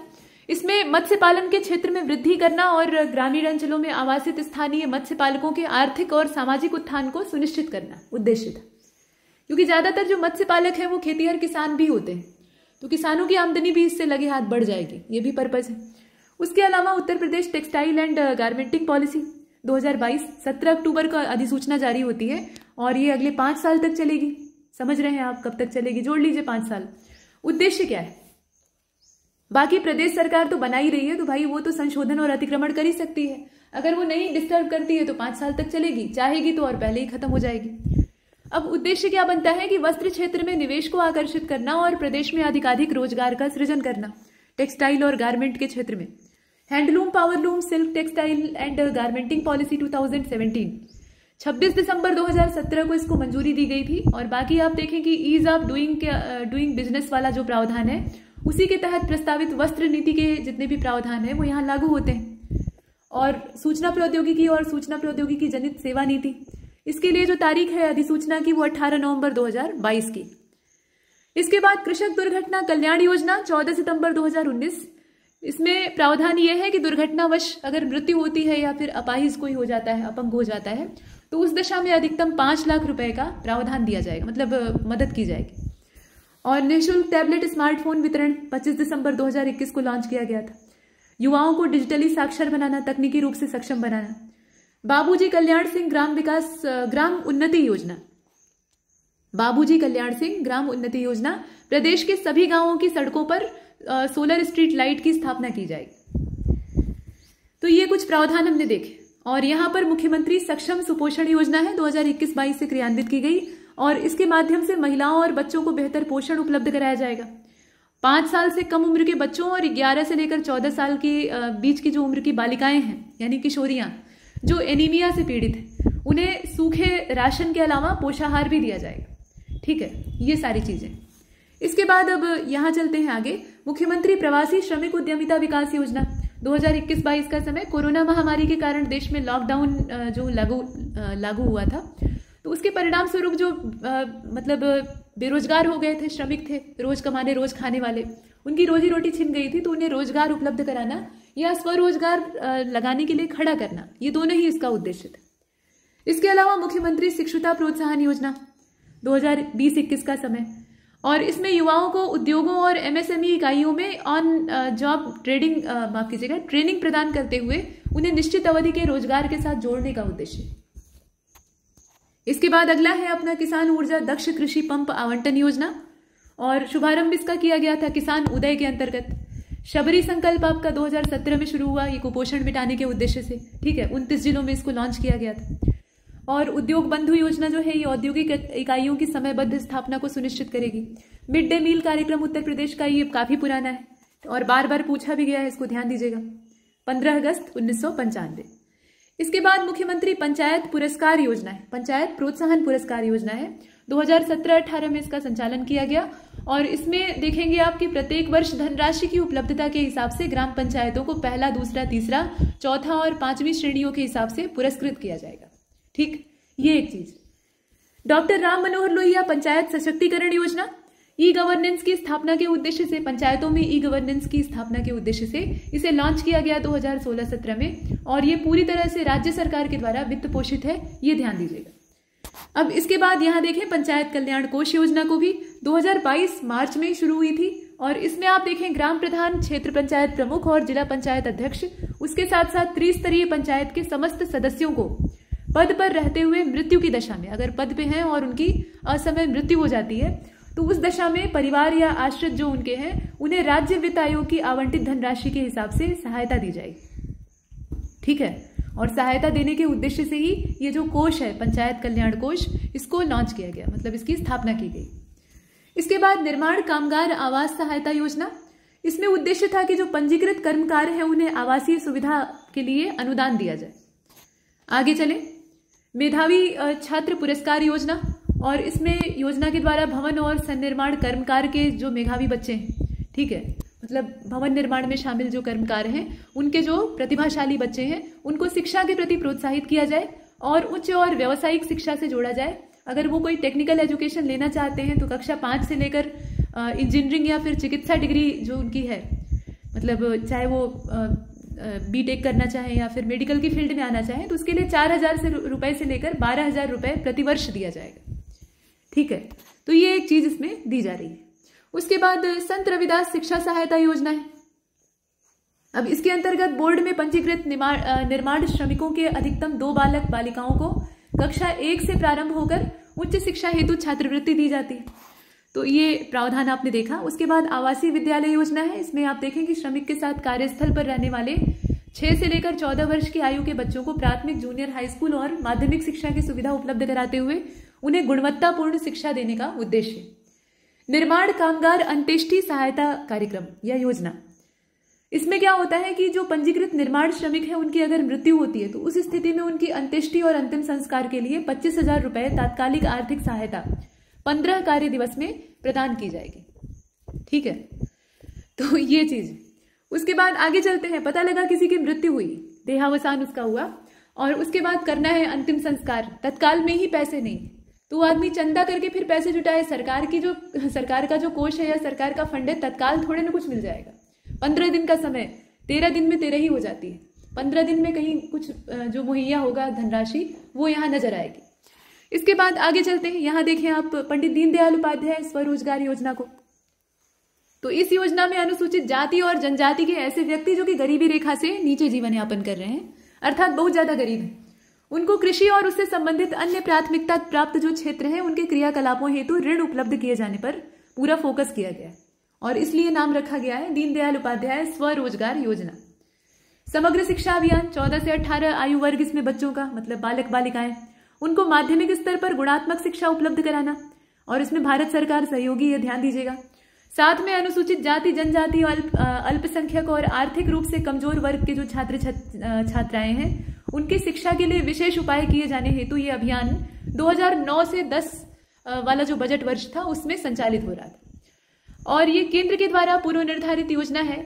यहाँ आप देख रहे हैं, यहाँ थोड़ा सा बोलने में मिस्टेक हुआ है, केंद्र द्वारा ये पूर्व निधानित योजना है। ठीक है, और सभी राज्य के जितने भी जिले हैं उनमें संचालित हो रही है। इसमें 60% केंद्र देगा और 40% राज्य को लगाना पड़ेगा।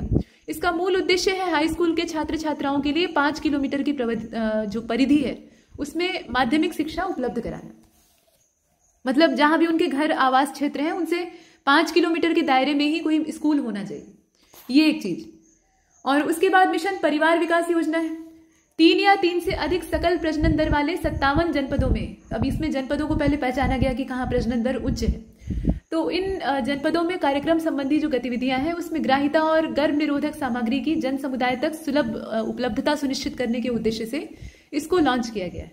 मतलब जो परिवार नियोजन की प्रणाली है वहां तक लोगों की पहुंच हो सके।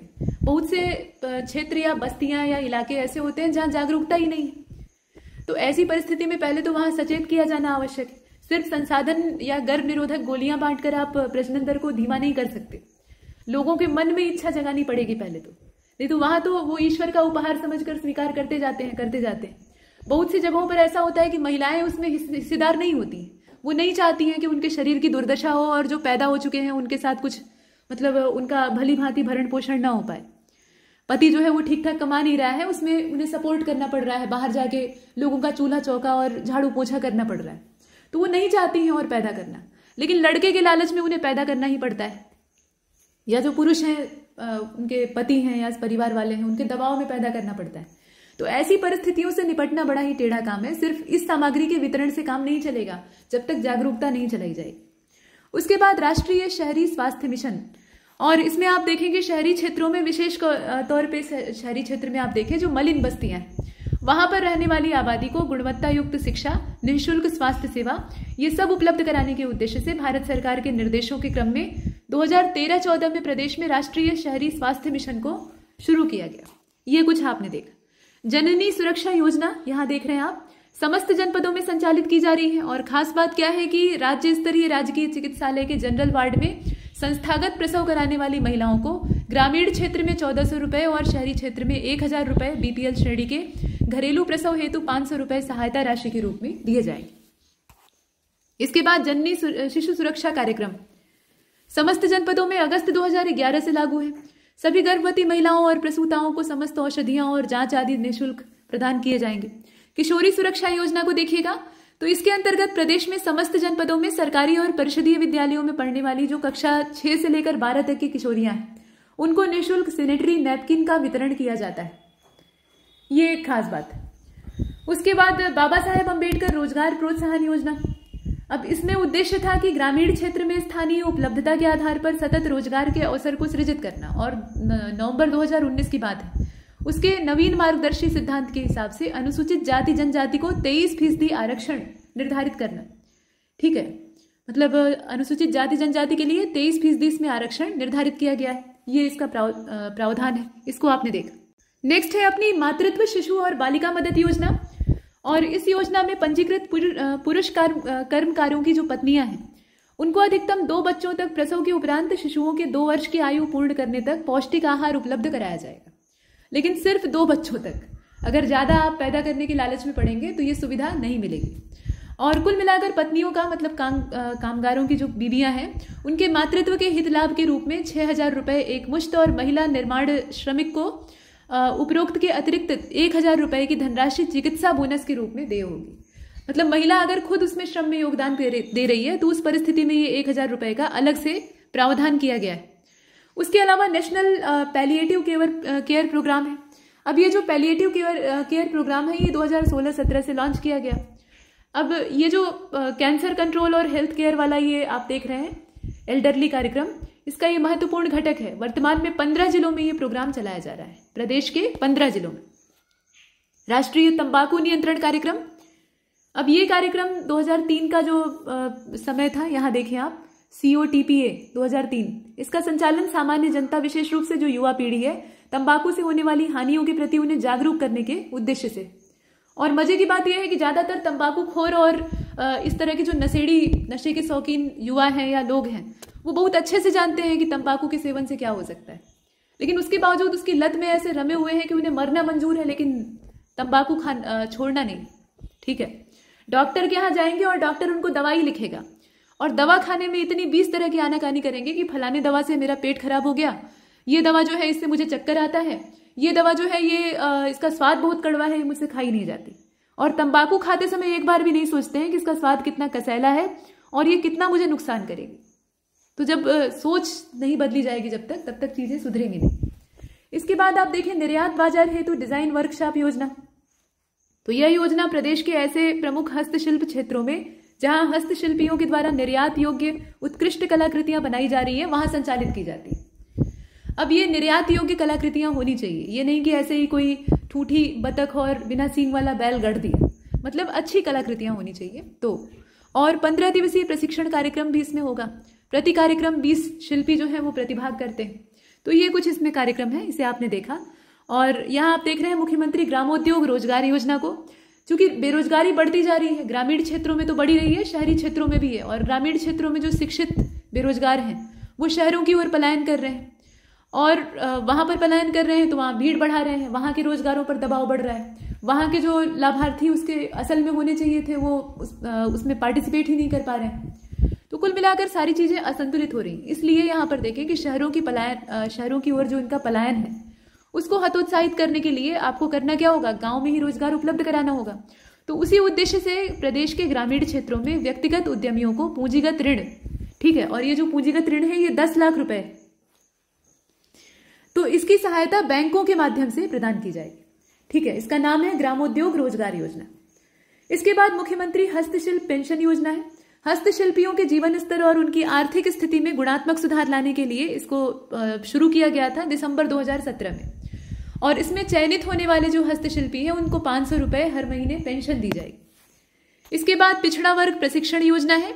2018-19 के समय में ये वित्तीय वर्ष था, उस समय से पिछड़े वर्ग के व्यक्तियों के लिए मतलब व्यक्तियों के उत्थान के लिए लॉन्च किया गया था, और इसमें जो लाभार्थी होंगे उन्हें विभिन्न ट्रेंडों में करीब 4 माह के लिए कौशल प्रशिक्षण दिया जाएगा। तो ये कुछ खास बात यहाँ पर हमने देखी, और यहाँ पर हमारा ये वीडियो समाप्त होता है। तो इस वीडियो श्रृंखला में लगभग ये 2 घंटे के आसपास बन गया है, लेकिन इसमें आपको बहुत सारी योजनाओं से परिचित होने का मौका मिला, कुछ नई कुछ पुरानी, लेकिन